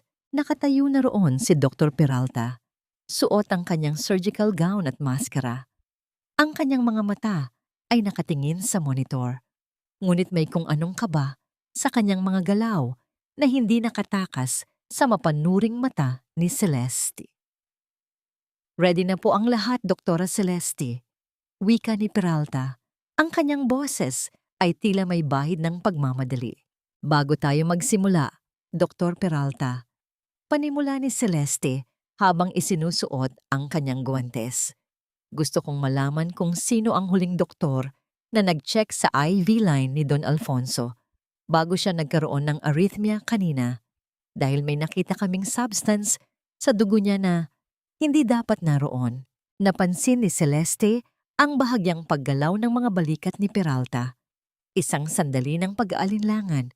Ang monitor ng puso ni Lolo Alfonso ay nagbibigay ng regular na tunog, ngunit sa loob ng silid na yon, ang bawat hininga ay tila may dalang panganib. Hindi ko po sigurado, Doktora. Marami pong nurse at residents ang pumapasok. Sagot ni Peralta, hindi tumitingin ng diretso kay Celeste. Sana ay maging tapat tayo sa isa't isa, Dr. Peralta. Dahil sa loob ng silid na ito, ang bawat pagkakamali ay may katumbas na buhay. At sisiguraduhin kong walang sino man ang makakalabas dito nang hindi nagbabayad kung may masamang mangyari. Babala ni Celeste. Nagsimula ang operasyon. Ang bawat hiwa ni Celeste ay puno ng katumpakan. Ngunit sa kalagitnaan ng pagbubukas ng dibdib ni Lolo Alfonso, isang hindi inaasahang pangyayari ang naganap. Ang ilaw sa loob ng operating room ay biglang kumukurap at ang main monitor ay nagpakita ng isang system failure na babala. Sa gitna ng bahagyang kadiliman, naramdaman ni Celeste ang isang mabilis na pagkilos mula sa kanyang tabi. Isang instrumento ang nahulog na lumikha ng matunog na pagkiskis sa sahig. Dr. Celeste, ang pressure po. Biglang bumabagsak. Sigaw ng isang nurse. Ngunit hindi ang pressure ang pinakaikinabahala ni Celeste. Sa liwanag ng emergency lights, nakita niya ang kamay ni Dr. Peralta na may hawak na isang hiringgilya na hindi bahagi ng kanilang napagkasunduang gamot para sa operasyon. Anong balak mong gawin sa hiringgilyang yan, Peralta? Ang boses ni Celeste ay parang bulong ng isang manghuhusga sa gitna ng kadiliman. Bitawan mo ang hiringgilyang yan, Peralta, bago ko tuluyang tapusin ang karera mo sa loob mismo ng silid na ito. Ang boses ni Celeste ay hindi sumigaw, ngunit ang bawat salita ay tumagos sa ingay ng mga nagkakagulong makina sa loob ng operating room. Sa ilalim ng malamlam na pulang liwanag ng emergency lights, tila isang anghel ng kamatayan ang doktora, malamig, matalas, at walang takot. Nanigas sa kanyang kinatatayuan si Dr. Peralta. Ang kanyang mga mata ay nanlalaki sa likod ng surgical mask at ang hiringgil hawak niya ay bahagyang nangangatog. Di, Doktora Celeste, kailangang iturok ito para sa blood pressure niya. Pagdadahilan ni Peralta, ang boses ay nanginginig at puno ng kasinungalingan. Isang cardiologist ako, Peralta. Alam ko ang hitsura ng epinephrine at alam ko ang hitsura ng lason na papatay sa isang matandang may mahinang puso sa loob ng 5 segundo. Mariing sagot ni Celeste habang hindi pinuputol ang kanyang ginagawa sa dibdib ni Lolo Alfonso. Ibigay mo sa nurse ang hiringgilyang iyan. Ngayon din. At lumayo ka sa pasyente ko. Sa isang mabilis na pagkilos, kinuha ng head nurse ang gamot mula sa nanginginig na kamay ni Peralta. Alam ng lahat sa loob ng silid na ang bawat segundong lumilipas ay isang hakbang palapit sa hukay para kay Lolo Alfonso. Ngunit sa labas ng pintuan ng operating room, isang mas madilim na plano ang kasalukuyang inilulunsad. Habang nagpapatuloy ang tensyon sa loob, nakaupo si Isabela sa waiting area. Mahigpit ang kapit sa kanyang mamahaling cellphone. Ang kanyang mga kuko ay tila bumabaon sa balat ng kanyang palad habang pinapanood ang isang video na kumakalat na sa social media. Isang anonymous tip ang kumakalat.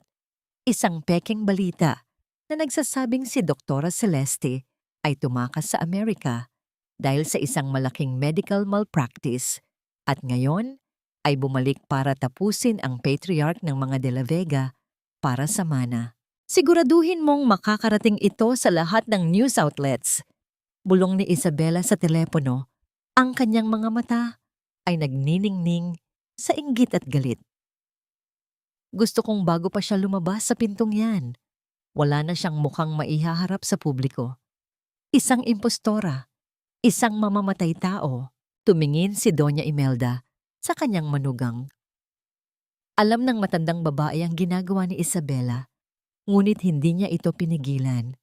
Para sa kanya, kung mamamatay si Alfonso, mas mabuting mamatay ito sa kamay ng isang disgraced doctor para malinis ang pangalan ng pamilya at makuha nila ang kontrol sa lahat ng ari-arian nang walang huling habilin na makakaharang. Sa loob ng operating room, nararamdaman ni Celeste ang pagod na unti-unting gumagapang sa kanyang mga kalamnan. Ang pawis sa kanyang noo ay mabilis na pinupunasan ng nurse, ngunit ang kanyang focus ay nananatiling matalas. Ito ang kanyang golden moment, ang sandali kung saan ang bawat tahi ng kanyang kamay ay tila isang paghabi ng bagong buhay para sa matandang lalaking tanging nagtiwala sa kanya. Dr. Celeste, ang system, bumabalik na po ang kuryente, ulat ng technician. Kasabay ng muling pagliwanag ng silid ay ang pag-stable ng tibok ng puso ni Lolo Alfonso. Isang himala sa gitna ng sabotahe. Ngunit ang tagumpay na ito ay panandalian lamang. Pagkatapos ng huling tahi, lumabas si Celeste sa operating room. Inaasahang makikita ang isang tahimik na hallway. Sa halip, sinalubong siya ng nakasisilaw na liwanag ng mga kamera at ang sunod-sunod na tanong mula sa mga reporter na tila mga buwitreng naghihintay ng biktima. Dr. Celeste, totoo po bang tinanggalan kayo ng lisensya sa Boston? Bumalik ba kayo para sadyang patayin si Don Alfonso para sa inyong utang? Ano pong masasabi nyo sa kumakalat na video na sadyang pinatay niyo ang pasyente niyo sa Amerika? Napatigil si Celeste. Ang ingay ng mga shutter ng kamera ay tila mga putok ng baril sa kanyang pandinig. Sa likod ng mga reporter, nakita niya si Isabela na may mapaglarong ngiti sa mga labi. At si Ricardo na nakatayo lang, walang ginagawa para protektahan siya mula sa kawan ng mga mamamahayag. Umalis kayo sa daan ko. Ang boses ni Celeste ay mahina, ngunit may awtoridad na nagpatahimik sa ilan. Bakit po kayo umiiwas, doktora? Kung wala kayong itinatago, bakit kailangan niyong tumakas noong gabi ng kasal niyo? Sigaw ng isang reporter na halatang binayaran para mambastos. Naramdaman ni Celeste ang pamilyar na paninikip ng dibdib, ngunit hindi siya luluha. Hindi sa harap ng mga taong ito. Ngunit bago pa man siya makasagot, isang malakas na boses ang umalingaw-ngaw mula sa dulo ng hallway. Ang sino mang magsalita pa ng isang kasinungalingan laban sa aking asawa ay makakatanggap ng demanda na hinding-hindi nyo kayang bayaran. Lumingon ang lahat. Isang lalaking naka-Amerikana, matikas, at may matatalim na mata ang naglalakad patungo sa kanila. Hindi ito si Ricardo. Ito ay isang taong hindi inaasahan ni Celeste na makikita sa Pilipinas, ang kanyang Chief of Medicine mula sa Amerika, si Dr. Gabriel Vance. At ang hawak ni Dr. Gabriel ay hindi lamang proteksyon, kundi isang sobrang naglalaman ng katotohanang magpapabagsak sa buong plano ni Isabela. Celeste, tawag ni Gabriel. Ang kanyang boses ay puno ng pagmamalasakit. I'm here. At dala ko ang ebidensya kung sino talaga ang nagtangkang pumatay kay Don Alfonso. Namutla si Isabela. Ang cellphone sa kanyang kamay ay tila biglang naging kasing init ng baga. Ano ang alam ng estrangherong ito? At paano nito nalaman ang tungkol sa lason? Sino ang dayuhang ito? Baka isa lang siya sa mga kabit mo na dinala mo rito para pagtakpan ang mga kasalanan mo, Celeste. Ang boses ni Isabela ay pumailan lang sa hallway. Matinis at puno ng desperation habang itinuturo niya si Dr. Gabriel Vance. Ang mga reporter, na kanina ay parang mga gutom na asong lobo, ay biglang natahimik at ibinaling ang kanilang mga kamera sa matikas na lalaking nasa tabi ni Celeste. Sa likod ng kanyang mga mamahaling salamin, ang mga mata ni Gabriel ay tila mga hiyas na naglalabas ng malamig na apoy. Nakatayo si Celeste sa gitna ng kaguluhan. Ang kanyang mga kamay ay bahagyang nanginginig. Hindi dahil sa takot, kundi dahil sa 10 oras na pakikipagbuno sa kamatayan sa loob ng operating room. Amoy antiseptic pa rin ang kanyang gown at ang bawat hibla ng kanyang kalamnan ay sumisigaw sa pagod. Sa kabila ng lahat ng kanyang sakripisyo para iligtas ang pundasyon ng pamilyang De La Vega, ang tanging gantimpala niya ay ang mapanirang puring paratang ng babaeng nagnakaw ng kanyang bukas. Tumingin si Celeste kay Ricardo. Ang lalaking 10 taon niyang minahal ay nakatayo lamang sa tabi ng kanyang ina, walang kibo, ang mga mata ay nakayuko sa sahig. Ang kanyang pananahimik ay mas masakit pa sa bawat sampal o mura.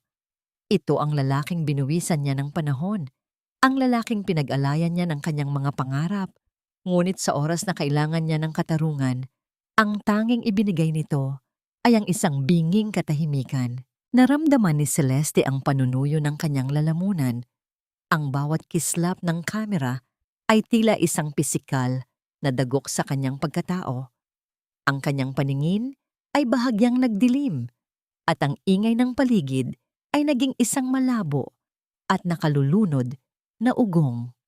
Sa loob-loob niya, ang bawat piraso ng kanyang natitirang tiwala sa pamilyang ito ay tuluyan ng nagkapira-piraso. Ngunit bago pa man siya tuluyang mabuwal sa bigat ng emosyon, naramdaman niya ang isang matatag na kamay na humawak sa kanyang siko. Si Gabriel, ang init ng hawak nito, ay tila isang kable ng kuryente na muling nagbigay ng buhay sa kanyang nanghihinang diwa. I am Dr. Gabriel Vance, the Chief of Surgery at Boston General Hospital. Ang boses ni Gabriel ay malalim at may awtoridad na nagpatahimik maging sa pinakamaingay na reporter. And this woman, Dr. Celeste, is not just one of our best surgeons. She is a hero who performed a miracle today. Anyone who dares to stain her reputation will have to face the full legal force of my institution. Inilabas ni Gabriel ang isang asul na folder at itinaas ito para makita ng lahat. In here are the certified records of Dr. Celeste's impeccable service in the U.S. and, more importantly, the forensic chemical analysis of the substance found in Don Alfonso's foreline. It wasn't a medical error, Isabella. It was an intentional poisoning using a synthetic digitalis variant that was purchased using a corporate account under your name. Tila tumigil ang paghinga ng lahat sa hallway. Ang mukha ni Isabela, na kanina ay kulay rosas sa galit, ay biglang naging kasing puti ng pader ng ospital. Ang cellphone sa kanyang kamay ay dahan-dahang nadulas at bumagsak sa sahig, na lumikha ng isang matunog na pagkabasag na umalingaw-ngaw sa katahimikan. Hindi totoo yan. Gawa-gawa lang yan ng lalaking yan. Sigaw ni Isabela. Ngunit ang panginginig ng kanyang boses ay sapat na para kumpirmahin ang katotohanan sa mga mata ng mga reporter. Attorney, paki-assist ang mga kaibigan nating mula sa media sa labas. Utos ni Gabriel sa isang grupo ng mga lalaking naka-Amerikana. Nakasunod niya. Dr. Celeste needs to rest, and our patient needs peace. Sa isang iglap, ang kawan ng mga reporter ay tila mabilis na naitaboy palabas, na iniwan ang pamilya de la Vega sa gitna ng isang nakabibinging kahihiyan. Lumapit si Celeste kay Isabela. Ang kanyang bawat hakbang ay may bigat ng 1,000 katanungan. Tumigil siya nang may ilang pulgada na lamang ang layo sa babae. Hindi kita maintindihan, Isabela. Bulong ni Celeste sa wikang Tagalog. Ang boses ay puno ng pait. Nakuha mo na ang lalaking mahal ko. Nakuha mo na ang posisyon na dapat ay sa akin. Bakit kailangan mo pang patayin ang matandang nagbigay sa iyo ng lahat? Ganoon ba talaga kadilim ang puso mo? Hindi nakasagot si Isabela. Napahagulgol na lamang siya habang napapasandal sa pader. Doon lamang kumilos si Ricardo. Lumapit siya kay Celeste. Ang muka ay puno ng isang huli at walang saysay na pagsisisi. Celeste, let me explain. I didn't know. Hindi ko alam. Naaabot siya sa ganito. Ani Ricardo. Tatangkain niyang hawakan ang kamay ni Celeste. Huwag mo akong hahawakan, Ricardo. Ang boses ni Celeste ay kasing lamig ng yelo. Ang pananahimik mo ay kasing sama ng krimen ni Isabela. You watched them destroy me and you did nothing. Ngayon, umalis na kayo bago ko tawagin ang mga pulis na naghihintay sa baba. Tumingin si Celeste kay Doña Imelda na nananatiling nakatayo sa isang sulok. Matikas pa rin, ngunit ang mga mata ay puno na ng takot. Ang dangal na pilit ninyong pinoprotektahan, Doña Imelda, ay kayo rin ang mismong sumira. Ang apelyidong de la Vega ay magiging kasing kahulugan na ng pagtataksil at lason. Tinalikuran sila ni Celeste at naglakad patungo sa silid ni Lolo Alfonso. Kasama niya si Gabriel, na nanatiling tahimik ngunit naroon ang presensya bilang isang matibay na haligi. Pagpasok sa loob, ang tanging maririnig ay ang ritmo ng heart monitor. Isang tunog na ngayon ay tila isang himig ng tagumpay. Lumapit si Celeste sa matanda at hinawakan ang kanyang nangungulubot na kamay. Ito ang kanyang golden moment. Sa gitna ng lahat ng dumi at intriga, narito ang buhay na kanyang iniligtas. Ang matandang lalaking ito ang naging tanging pamilya niya sa loob ng 10 taon. At ngayon, sa wakas, ay nabigyan niya ito ng pagkakataong mabuhay muli. Ngunit habang tinititigan niya ang payapang mukha ni Lolo Alfonso, naramdaman ni Celeste ang isang kakaibang titig mula kay Gabriel. Lumingon siya at nakita ang isang ekspresyon sa mukha ng kanyang chief of medicine na hindi niya kailanman nakita sa loob ng 3 taon sa Boston. Celeste, tawag ni Gabriel, ang kanyang boses ay tila may dalang babala. Hindi lang ang ebidensya laban kay Isabela ang dahilan kung bakit ako narito. Bago ako umalis ng Amerika, may natanggap kaming impormasyon tungkol sa tunay na pagkakakilanlan ng mga magulang mo. Napatigil ang mundo ni Celeste. Ang brooch sa loob ng kanyang bulsa ay tila biglang naging kasing init ng baga. Anong ibig mong sabihin, Gabriel? Ang brooch na suot mo, hindi lang yan basta pamana. Ang bulong ni Gabriel ay tila isang kulog sa gitna ng katahimikan. It is the missing piece of the De La Vega inheritance. Celeste, hindi ka lang basta scholar ng pamilyang ito. You are the rightful owner of everything they possess. Sa gitna ng lahat ng ito, may natitira pa bang puwang para sa hustisya? O ang katotohanan ay sadyang nilalamon na ng kinang ng yaman at kasinungalingan? At kung ang bawat luha ni Celeste ay may katumbas na ginto, handa ba siyang tanggapin ang koronang gawa sa mga tinik ng nakaraan? Ang dugong na nananalaytay sa iyo, Celeste, ay hindi galing sa kalsada. Ito ang dugong nagtayo ng bawat pader ng mansyong ito na pilit nilang ipinagkakait sa iyo. Ang boses ni Dr. Gabriel Vance ay tumagos sa gitna ng malamig na hangin ng silid. Tila isang katotohanang matagal nang ibinaon, ngunit ngayon ay pilit na bumabangon mula sa hukay. Sa loob ng puting silid ng ospital, kung saan ang tanging maririnig ay ang ritmo ng paghinga ni Lolo Alfonso, naramdaman ni Celeste ang biglang pagbigat ng kanyang dibdib. Ang brooch na hawak niya ay tila naging kasing init ng baga, nagiiwan ng marka sa kanyang palad. Anong karapatan mong sabihin yan? Isang hamak na ulila lang siya na pinulot namin sa hirap. Ang matinis na boses ni Doña Imelda ay bumasag sa katahimikan mula sa pintuan. Nakatayo ang matandang babae roon, nanginginig ang mga labi sa galit at takot. Habang sa likuran niya ay nakatitig si Ricardo na tila nawalan ng sariling pag-iisip. Ang bawat salita ni Doña Imelda ay puno ng panlalait. Ngunit sa pagkakataong ito, may kasama itong panginginig na hindi niya maitago. Hindi siya pinansin ni Gabriel. Ipinagpatuloy niya ang pagtingin kay Celeste nang may malalim na paggalang. Ang iyong ina, Celeste. Siya ang nawawalang anak ni Don Alfonso sa kanyang unang asawa. Ang brooch na yan ay hindi lamang basta alahas. Ito ang selyo ng pagmamay-ari ng lahat ng lupain at kumpanya ng mga De La Vega bago pa man dumating ang kasalukuyang pamilyang ito. Naramdaman ni Celeste ang unti-unting pagguho ng kanyang mundo. Ang 10 taon ng pagtitiis. Ang bawat gabing naramdaman niyang kailangan niyang magbayad ng utang na loob. Lahat ng yon ay isang malaking kasinungalingan. Ang pamilyang pilit siyang minaliit ay ang pamilyang nanakaw sa kanyang sariling pagkakakilanlan. Isang mahinang ungol ang narinig mula sa kama. Ang bawat mata sa loob ng silid ay ibinaling kay Lolo Alfonso. Ang matanda ay dahan-dahang nagmulat ng kanyang mga mata. Ang kanyang paningin ay malabo pa, ngunit nang makita niya ang mukha ni Celeste, isang mahinang nabangiti ang sumilay sa kanyang mga labi. Ang kanyang nanginginig na kamay ay dahan-dahang itinaas, pilit na inaabot ang pisngi ng doktora. Celeste, ang aking apo. Ang boses ng matanda ay tila isang bulong mula sa kabilang buhay, paos at mahina, ngunit sapat na para magpatahimik sa buong mundo. Lolo, huwag po muna kayong magsalita. Magpahinga po kayo.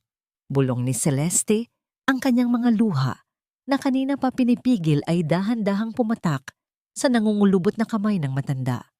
Ito ang kanyang golden moment, ang sandaling natanto niya na ang tanging taong naging totoo sa kanya ay ang taong matagal na ring naghahanap sa kanya sa loob ng sarili nitong pamamahay. Sa gitna ng emosyonal na tagpong yon, pumasok si Attorney Ramos kasama ang 2 opisyal na nurse. May dala siyang isang makapal na folder at isang tablet na naglalaman ng mga digital na dokumento. Ang kanyang mukha ay seryoso, tila isang hukom na handang magbaba ng hatol. Don Alfonso, gising na po kayo, ani Attorney Ramos. Handa na po ang lahat ng ebidensya. Ayon sa utos niyo bago ang operasyon, nailipat na namin ang lahat ng investigasyon sa mga account ni Ricardo. Tumingin ang abogado kay Doña Imelda at Ricardo. Ricardo, sa loob ng 3 taon na wala si Doktora Celeste, ninakawan mo ang kumpanya ng mahigit 50 milyong piso para bayaran ang mga utang sa sugal at ang marangyang pamumuhay ni Isabela. Akala niyo ay hindi malalaman ng matanda dahil sa kanyang sakit, ngunit matagal na niyang pinabantayan ang bawat galaw niyo.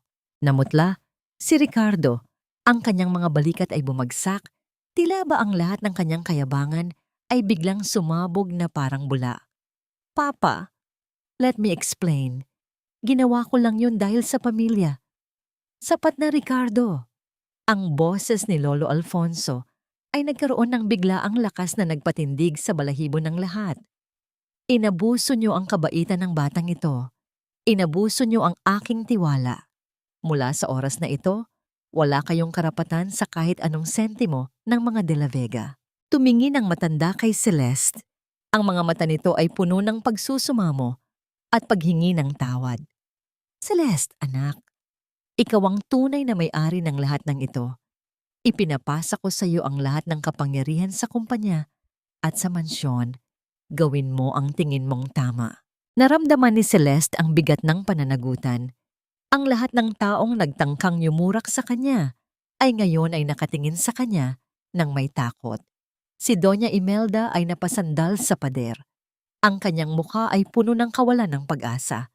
Ang reynang dati ay mapagmataas, ay ngayon ay isang matandang babaeng nawalan ng korona. Ngunit bago pa man makapagsalita si Celeste, isang malakas na tunog ng sirena ng pulis ang narinig mula sa labas ng ospital. Pumasok ang isang opisyal at lumapit kay Attorney Ramos. Attorney, nahanap na namin si Isabela. Tinangka niyang tumakas patungong probinsya, dala ang ilang mga alahas at pera ng kumpanya.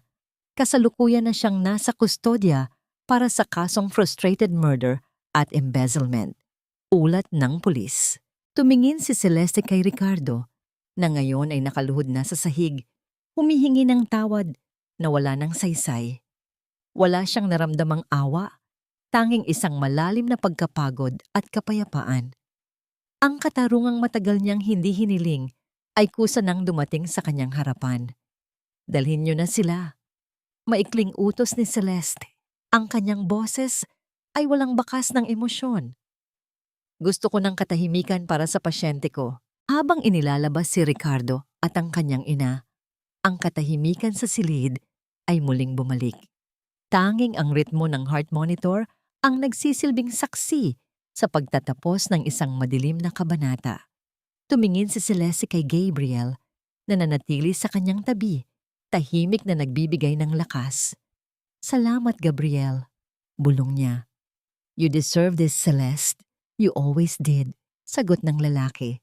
Ngunit habang tinititigan ni Celeste ang kanyang lolo, napansin niya ang isang kakaibang paggalaw sa labas ng pintuan. Isang estranghero ang nakatayo roon. May hawak na isang itim na sobre at nakatingin ng diretso sa kanya. Sino ang lalaking ito?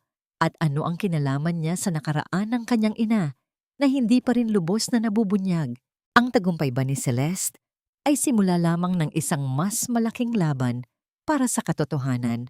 O mayroon pang mga lihim ang pamilyang De La Vega na mas madilim pa sa laso na itinurok kay Lolo Alfonso?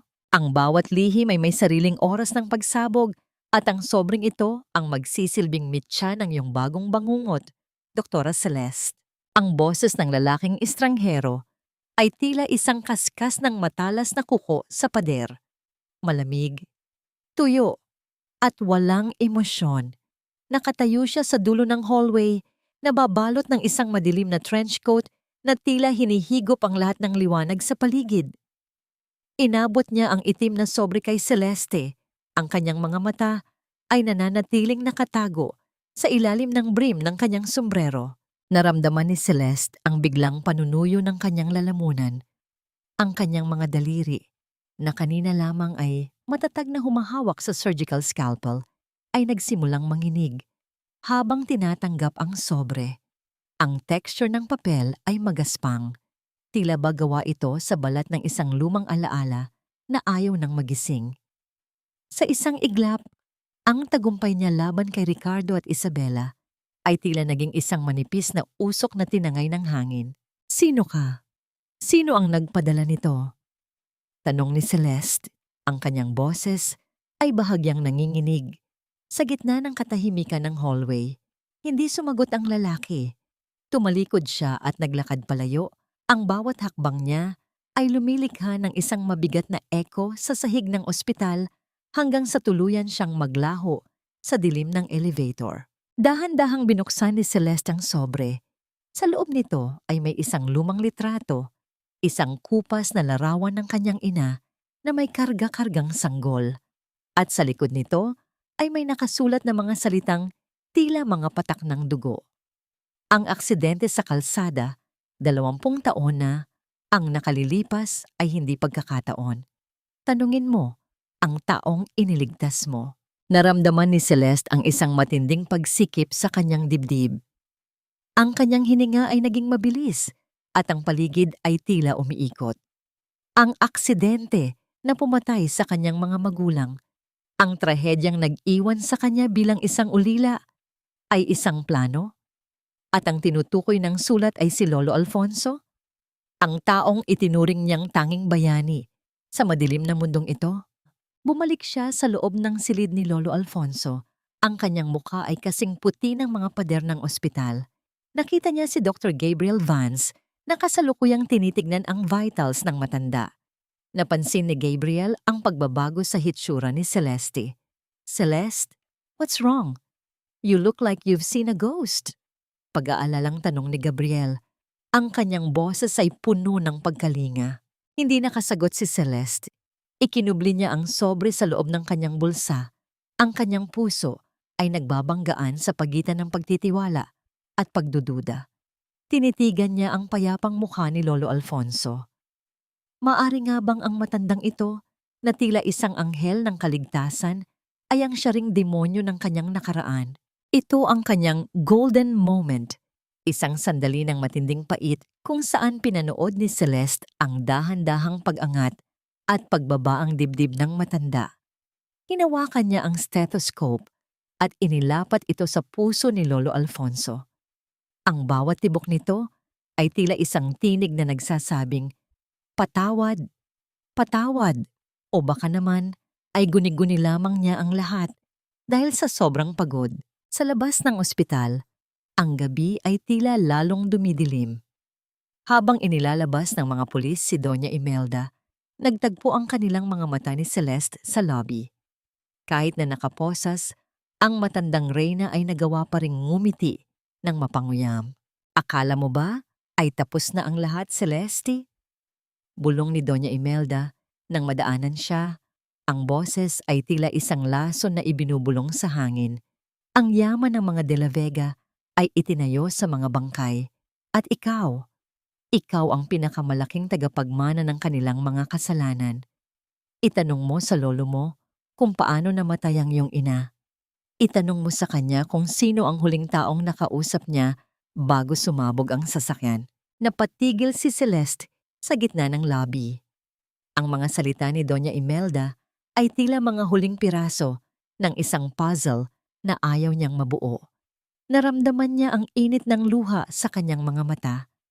Ngunit pinilit niyang manatiling matatag sa harap ng kanyang kaaway. "Umalis na kayo rito." Maikling sagot ni Celeste. Ang kanyang boses ay puno ng pagkamuhi.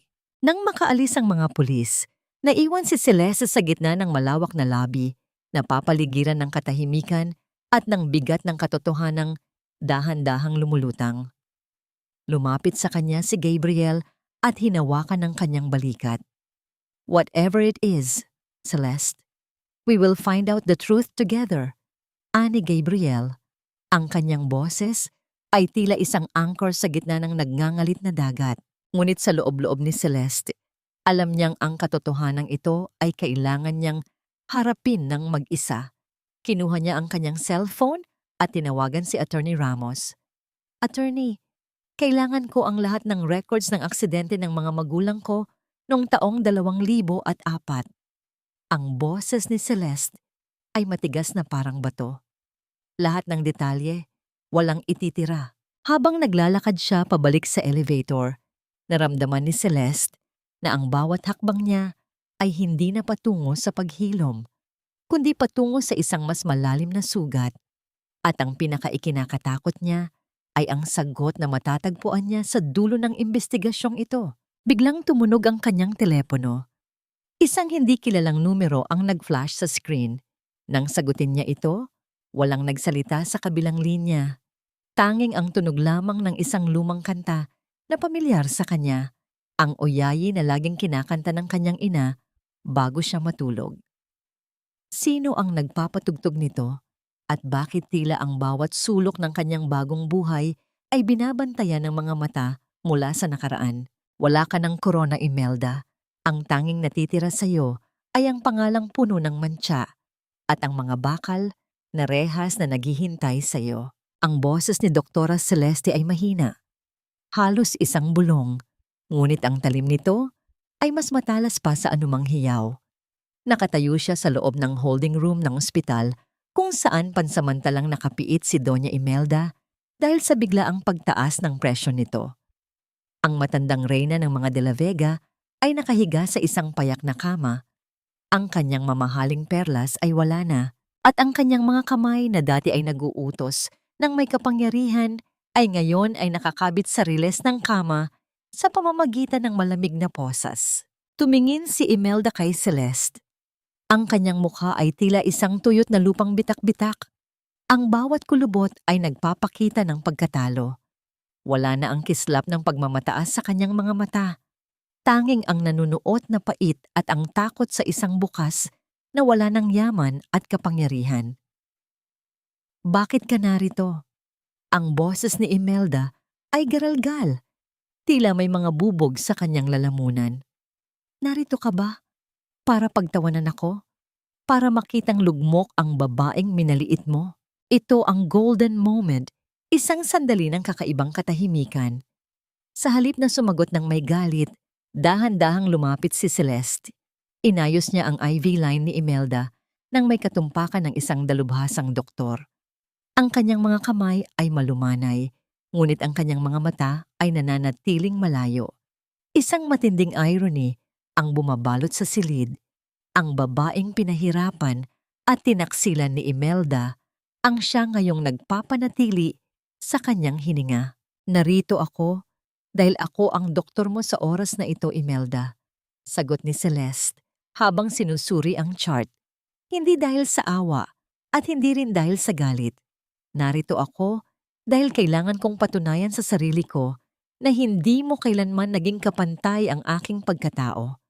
Ang bawat laso na ibinigay mo ay ibabalik ko sa iyo sa pamamagitan ng propesyonal na pagkalinga. Iyan ang pinakamalaking pagkakaiba natin. Napatitig si Imelda sa kisame. Isang luha ang dahan-dahang gumapang mula sa gilid ng kanyang mata, bumabagtas sa kanyang tuyong pisngi. Sa loob ng maraming taon, itinuring niyang basura si Celeste, isang kasangkapan lamang. Ngunit sa harap ng kamatayan at kahihiyan, ang basurang iyon ang tanging nakatayo sa kanyang tabi nang walang hinihinging kapalit. Matalino ka nga, Celeste, bulong ni Imelda. Ngunit kahit iligtas mo ang buhay ko, hindi mo na maililigtas ang mga alaala mo. Ang itim na sobrang hawak mo, iyan ang tunay na parusa sa iyo. Ang pag-alam sa katotohanan ay mas masakit pa sa pagkakulong sa rehas. Naramdaman ni Celeste ang bigat ng sobre sa loob ng kanyang bulsa. Ang pait ay tila dumadaloy sa kanyang mga ugat. Hindi na siya sumagot. Matapos niyang matiyak na stable na ang kondisyon ng matanda, tumalikod na siya. Ang tunog ng kanyang mga takong sa semento ay tila isang huling martilyo na nagsasara sa kabanata ng kanyang buhay kasama ang matandang babaeng ito. Nang makalabas siya sa holding area, sinalubong siya ni Dr. Gabriel Vance sa hallway. Ang mukha nito ay seryoso habang hawak ang isang makapal na sobre na may selyo ng World Health Organization at ng isang prestihiyosong ospital sa London. Celeste, kakarating lang nito sa email ko, ani Gabriel. Ang kanyang boses ay may halong lungkot at paghanga. It's a formal appointment. They want you as the head of the International Cardiac Research Institute. Kailangan nilang malaman ang sagot mo bukas. It's the opportunity of a lifetime, Celeste. Isang buhay na malayo sa lahat ng dumi ng nakaraang ito. Napatigil si Celeste sa gitna ng hallway. Ang bawat pangarap niya noong bata pa siya ay narito na sa kanyang harapan. Ang tagumpay, ang pangalan, at ang pagkakataong tuluyang iwan ang Pilipinas at ang pait na dala ng pangalang De La Vega. Ngunit sa kanyang isipan, ang misteryo ng itim na sobre ay tila isang kadena na humihila sa kanya pabalik. Maari ba siyang umalis nang hindi nalalaman ng katotohanan tungkol sa kanyang ina? Maari ba siyang magsimula ng bagong buhay kung ang pundasyon nito ay gawa sa mga lihim na Hindi pa nabubunyag? Gabriel, kailangan ko ng oras. Ang boses ni Celeste ay tila isang mahinang ihip ng hangin sa gitna ng bagyo. Wala na tayong oras, Celeste, tibay. Celeste, ang flight natin ay bukas ng gabi. Isipin mo si Lolo Alfonso, isipin mo ang sarili mo. Giit ni Gabriel. Habang naglalakad si Celeste patungo sa exit ng ospital, isang hindi pamilyar na sasakyan ang biglang huminto sa tapat niya. Ang bintana ay dahan-dahang bumaba at isang boses ang narinig niya. Isang boses na nagpatindig sa bawat balahibo sa kanyang katawan. Doktora Celeste, huwag kang aalis. Ang taong nagpadala ng sobrang yan ay kasalukuyang nasa sementeryo. Naghihintay sa iyo sa tabi ng puntod ng iyong ina. At mayroon siyang huling ebidensya na hindi mo maaaring baliwalain. Ang sasakyan ay mabilis na umandar palayo. Iniwan si Celeste sa gitna ng usok at ng nagngangalit na katanungan sa kanyang isipan. Ang alok sa London o ang katarungan para sa kanyang ina? Isang hakbang na lamang at malaya na siya. Ngunit tila ang nakaraan ay ayaw pang bumitaw. Patawarin mo ako, doktora. Ako ang naggupit ng preno ng sasakyan ng mga magulang mo. 20 taon na ang nakalilipas.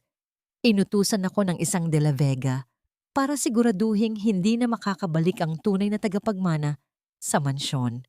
Ang boses ni Mang Carding, ang dating personal na driver ng pamilya, ay tila isang kulog na bumasag sa katahimikan ng sementeryo.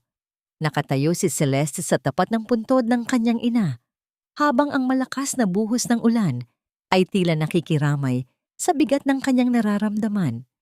Ang bawat patak ng tubig na tumatama sa kanyang payong ay tila mga hibla ng nakaraan na pilit siyang iginigapos sa lupang ito. Naramdaman ni Celeste ang biglang panlalambot ng kanyang mga tuhod. Ang itim na sobre na hawak niya ay nabasa na ng ulan. Ngunit ang mga dokumento sa loob nito, ang lumang police report at ang sulat kamay na pag-amin ng lalaking nasa harap niya ay sapat na para gumuho ang huling pundasyon ng kanyang pagkatao. Ang bawat hininga niya ay naging kasing bigat ng tingga at ang kanyang lalamunan ay tila sinasakal ng isang hindi nakikitang kamay. Ito ang maling pagkakataon ng kanyang buhay. Ang pamilyang pumatay sa kanyang mga magulang, ang siya ring pamilyang nagpaaral sa kanya, nagpakain sa kanya, at nagparamdam sa kanya na kailangan niyang magbayad ng utang na loob habang buhay. Isang malupit na biro ng tadhana. Ang bawat scholarship, ang bawat pagkain sa kanilang mesa ay nabahira ng dugo ng sarili niyang ina. Sino, Mang Carding? Sino ang nag-utos sa inyo? Ang boses ni Celeste ay halos hindi marinig, tila isang ihip ng hangin na nawawala sa gitna ng bagyo. Ang kanyang mga mata ay nananatiling nakako sa pangalan ng kanyang ina na nakaukit sa marmol. Si Doña Imelda po, doktora. Pero alam ni Don Alfonso ang lahat. Bulong ng matanda habang nakaluhod sa basang damo. Tinulungan niya akong itago ang katotohanan. Binayaran niya ang pananahimik ko at ang mga pulis. Iyon ang dahilan kung bakit kanya kinuha bilang scholar. Para mapatahimik ang kanyang konsensya. Naramdaman ni Celeste ang pag-vibrate ng kanyang cellphone sa loob ng bulsa. Isang tawag mula kay Dr. Gabriel Vance. Ngunit sa sandaling iyon, ang alok sa London, ang karera, at ang tagumpay ay tila naging mga abong tinangay ng hangin. Ang tanging nararamdaman niya ay ang malamig na hapdi ng pagtataksil mula sa taong tinitingala niya bilang kanyang tanging bayani, si Lolo Alfonso. Mabilis siyang bumalik sa ospital. Ang bawat hakbang niya ay tila isang pagtakbo patungo sa isang bangin. Hindi niya pinansin ang mga nurse na bumabati sa kanya. Tuloy-tuloy siyang pumasok sa silid ni Lolo Alfonso. Ang matanda ay gising na, nakasandal sa mga unan habang pinapanood ang patak ng ulan sa bintana. Ang kanyang mukha ay payapa, tila isang lolo na naghihintay sa kanyang paboritong apo. Celeste, apo, bakit basa ka ng ulan? Halika rito. Malambot na wika ng matanda. Hindi lumapit si Celeste. Nanatili siyang nakatayo sa may pintuan. Ang kanyang suot na puting coat ay nabahira ng putik at ulan.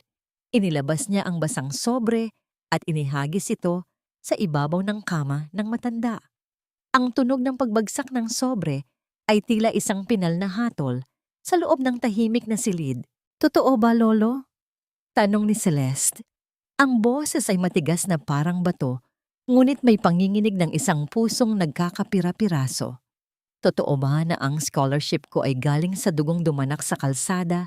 20 taon na ang nakalilipas na ang bawat stethoscope at librong binili niyo para sa akin ay bayad sa pananahimik niyo tungkol sa pagkamatay ng mga magulang ko?" Natahimik ang matanda. Ang kanyang mga mata ay dahan-dahang napuno ng luha habang tinititigan ng sobre. Ang kanyang labi ay nanginig, ngunit walang salitang lumabas. Ang katahimikan sa loob ng silid ay naging kasing bigat ng isang sumpa. Ito ang golden moment. Isang sandali ng matinding pait kung saan hinawakan ni Celeste ang kanyang dibdib, ramdamang mabilis at masakit na tibok ng kanyang puso. Ito ang pusong iniligtas niya, ngunit ito rin ang pusong nagtago ng katotohanang pumatay sa kanyang pagkabata. "Patawad, Celeste. Patawad, anak." Sa wakas ay sambit ni Alfonso. Ang boses ay tila isang huling hininga. "Gusto ko lang protektahan ang pamilya. Ang pangalan niyo ay mas mahalaga kaysa sa buhay ng anak niyo?" Sigaw ni Celeste. Sa wakas ay bumagsak ang mga luhang kanina pa niya pinipigil. "Pinalaki niyo ako sa kasinungalingan. Ginawa niyo akong alipin ng utang na loob sa mga taong pumatay sa mga magulang ko." Mabilis na pumasok si Gabriel sa silid. Nakita ang eksena at agad na lumapit kay Celeste upang alalayan ito. "Celeste, let's go. Hindi mo kailangang gawin ito sa sarili mo." Humarap si Celeste kay Gabriel. "Aalis na tayo, Gabriel. Ngayon din. Ayoko nang makita ang pamilyang ito. Ayoko nang makita ang mansyong ito. Ang bawat gamit na mayroon ako na galing sa kanila, itatapon ko lahat." Tumingin siya sa huling pagkakataon kay Lolo Alfonso. "Iniligtas ko ang buhay mo, Lolo. Iyan na ang huling bayad ko sa scholarship na ibinigay niyo. Mula sa oras na ito, wala na tayong pagkakautang sa isa't isa. Ang apelyidong De La Vega ay iniiwan ko na rito sa silid na ito. Patay na ang Celeste na kilala niyo." Habang naglalakad si Celeste palabas ng ospital, kasama si Gabriel, naramdaman niya ang isang kakaibang pakiramdam ng paglaya sa gitna ng matinding sakit. Ang kanyang maleta ay handa na, at ang kalsada patungong airport ay naghihintay. Ngunit habang nasa loob sila ng sasakyan, isang balita sa radyo ang nagpatigil sa mundo ng lahat. Isang malaking sunog ang kasalukuyang nagaganap sa mansyon ng mga De La Vega. Ayon sa ulat, sinadya ang pagsunog sa gusali at may isang taong naiwan sa loob, si Ricardo De La Vega. Napatitig si Celeste sa bintana. Ang usok sa kalangitan ay tila isang anino ng kanyang nakaraan na unti-unting naglalaho. Pipiliin ba niyang lumingon muli para sa huling pagkakataon? O tuluyan na niyang hahayaan ang apoy na tumupok sa lahat ng sakit na nagmula sa pamilyang yon? Ang abo ay hindi marunong magsinungaling. Tinutupok nito ang lahat. Ang yaman, ang dangal, at ang mga lihim na pilit nating ibinabaon sa limot. Nakatayo si Doktora Celeste sa harap ng bintana ng kanyang silid sa ospital. Pinagmamasdan ang huling usok na namumuo sa abot tanaw kung saan dati ay nakatayo ang mansyon ng mga De La Vega. Ang apoy na lumamon sa bahay na yon ay tila naging isang ritual ng paglilinis. Si Ricardo ay nakaligtas, ngunit ang kanyang mga binti ay tuluyan ng napinsala at ang kanyang mukha ay nabahira ng mga pilat na magpapaalala sa kanya habang buhay ng kanyang mga kasalanan. Si Isabela naman ay nasa likod na ng mga rehas, naghihintay ng hatol para sa kanyang mga krimen. Isang mahinang katok ang bumasag sa katahimikan ng silid. Pumasok si Dr. Gabriel Vance, bit-bit ang 2 tasa ng mainit na kape. Ang amoy ng kape ay tila isang yakap sa gitna ng malamig na umaga. Handa na ang lahat, Celeste. Malumay na wika ni Gabriel. Ang mga dokumento para sa Clara Foundation ay pirmado na ni Lolo Alfonso. Ang lahat ng yaman na dapat ay sayo, ngayon ay gagamitin na para sa mga batang ulila na nangangarap ding maging doktor. You turned your pain into a lifeline for others. Tumingin si Celeste sa kanyang kaibigan. Isang matipid na ngiti ang sumilay sa kanyang mga labi. Ito ang kanyang golden moment, isang sandali ng ganap na kapayapaan kung saan ang bigat sa kanyang dibdib ay tuluyan ng naglaho. Hindi niya kinuha ang yaman para sa sarili niyang karangyaan. Ginawa niya itong isang monumento para sa kanyang ina. Isang paraan para ang bawat sentimong nabahira ng dugo ay muling maging malinis sa pamamagitan ng pagtulong. Bago siya tuluyang umalis, dinalaw niya sa huling pagkakataon si Lolo Alfonso. Ang matanda ay nakaupo sa isang wheelchair, nakatingin sa labas. Wala na ang dating awtoridad sa kanyang mga mata, tanging ang isang malalim na pangungulila ang natitira. Pinapatawad na kita, Lolo. Bulong ni Celeste habang hinahawakan ang malamig na kamay ng matanda.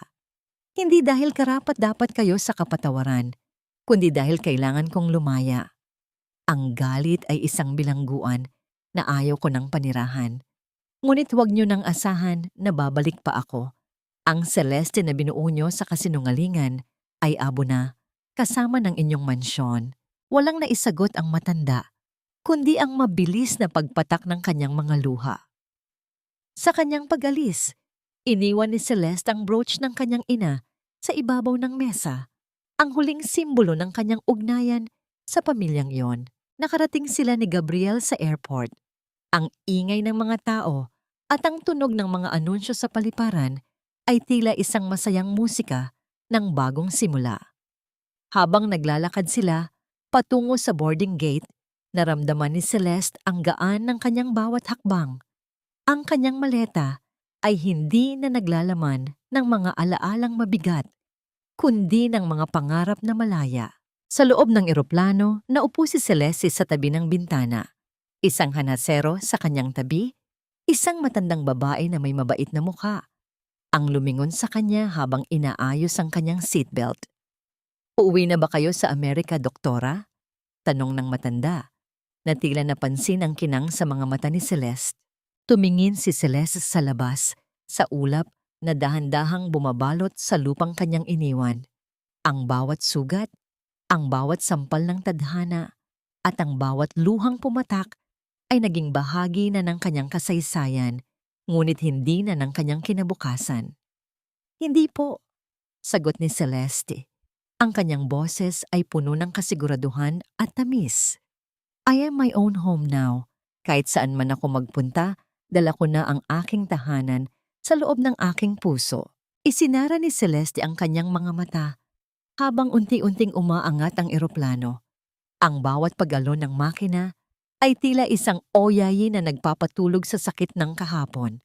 Sa wakas, ang Doktora Celeste na minsang nawalan ng pangalan ay natagpuan na ang kanyang tunay na sarili.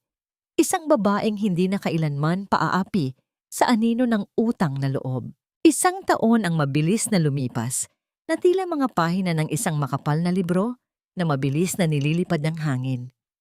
Sa lungsod ng London, kung saan ang hamog ay madalas na yumayakap sa mga kalsada tuwing umaga, isang babae ang naglalakad nang may tiyak na hakbang patungo sa gusali ng International Cardiac Research Institute. Ang kanyang suot na kulay abo na coat ay humahampas sa kanyang binti sa bawat paghakbang, at ang kanyang mukha ay nagpapakita ng isang uri ng kapayapaan na tanging lang ang mga taong nakaligtas sa malakas na bagyo ang mayroon. Siya ay si Doktora Celeste. Wala na ang apelyidong De La Vega sa kanyang mga dokumento. Wala na ang bigat ng nakaraan na tila isang kadenang nakapulupot sa kanyang leeg. Sa loob ng isang taon, naging kasing kahulugan ang kanyang pangalan ng mga bagong tuklas sa medisina na nagliligtas ng libu-libong buhay sa buong mundo. Ngunit sa likod ng kanyang tagumpay, ang pinakamalaking himala na kanyang nagawa ay ang paghilom ng sarili niyang puso. Good morning, Dr. Celeste. You have a visitor in your office, bati ng kanyang sekretarya na si Sarah. Pagpasok ni Celeste sa kanyang opisina, amoy ng mga sariwang bulaklak ang sumalubong sa kanya. Sa tabi ng kanyang bintana, nakatayo si Dr. Gabriel Vance, may hawak na isang tablet at nakatingin sa labas. Lumingon ito at isang matamis na ngiti ang sumilay sa kanyang mga labi. Kakarating lang ng balita mula sa Pilipinas, ani Gabriel. Ang kanyang boses ay puno ng katapatan. Ang Clara Foundation ay opisyal na ring kinilala bilang pinakamalaking provider ng cardiac surgery para sa mga mahihirap sa Southeast Asia. Ang yaman ng mga De La Vega ay tuluyan ng naging biyaya para sa mga taong walang boses. Naupo si Celeste sa kanyang mesa, ramdamang isang malalim na kasiyahan. Ang katarungang kanyang ipinaglaban ay hindi natapos sa pagpapakulong sa mga may sala, kundi sa pagpapatuloy ng kabutihan. Sa kabilang panig ng mundo, sa isang tahimik na care home sa labas ng Maynila, si Ricardo ay nakaupo sa kanyang wheelchair. Pinagmamasdan ang mga tuyong dahon na nalalaglag sa hardin. Ang kanyang mga binti ay hindi na muling makakalakad at ang bawat hapdi ng kanyang mga pilat ay nagsisilbing paalala ng gabi ng sunog. Si Isabela naman ay nagdurusa sa loob ng madilim na rehas kung saan ang tanging maririnig niya ay ang ingay ng kanyang sariling pagsisisi. At si Doña Imelda? Ang dating mapagmataas na reyna ay naging isang anino sa loob ng isang kumbentong malayo sa sibilisasyon kung saan ang tanging kayamanan niya ngayon ay ang mga rosaryong gawa sa kahoy. Si Lolo Alfonso ay payapang pumanaw 6 na buwan na ang nakalilipas. Bago siya nalagutan ng hininga, ang huling salitang binanggit niya ay ang pangalan ni Celeste, isang huling pagsusumamo ng kapatawaran. Nagawa ko na ba ang tama, Gabriel? Tanong ni Celeste habang nakatingin sa litrato ng kanyang ina na nakapatong sa kanyang mesa. Higit pa sa tama, Celeste, sagot ni Gabriel habang dahan-dahang hinahawakan ng kamay ng doktora. You chose to forgive, not because they deserved it, but because your soul deserved peace. Ito ang huling golden moment ng kanyang kwento. Ang pagpapatawad ni Celeste ay hindi nangangahulugan ng pagbabalik sa dati. Ito ay ang pagbibigay ng permit sa kanyang sarili na huwag nang lumingon muli ng may pait. Ang kanyang puso na minsang nilason at tinaksilan ay ngayon ay naging isang matibay na tahanan para sa kanyang sariling dangal. Ang nainiwan ni Dr. Celeste sa bawat isa sa atin ay malinaw. Ang tunay na kapangyarihan ng isang babae ay hindi nanggagaling sa kanyang yaman o sa apelyidong kanyang dala, kundi sa kanyang kakayahang bumangon mula sa sarili niyang abo. Ang pag-ibig ay hindi dapat maging isang tanikala ng utang na loob, kundi isang pakpak na magdadala sa atin patungo sa ating sariling kalayaan. Habang lumulubog ang araw sa London, lumabas si Celeste at Gabriel mula sa gusali, magkasamang naglalakad patungo sa isang bagong bukas. Ang bawat tibok ng puso ni Celeste ay hindi na isang bulong ng sakit, kundi isang malakas at matatag na awit ng tagumpay. Sa dulo ng lahat, natagpuan niya ang pinakamahalagang gamot sa buong mundo, ang pagmamahal sa sarili.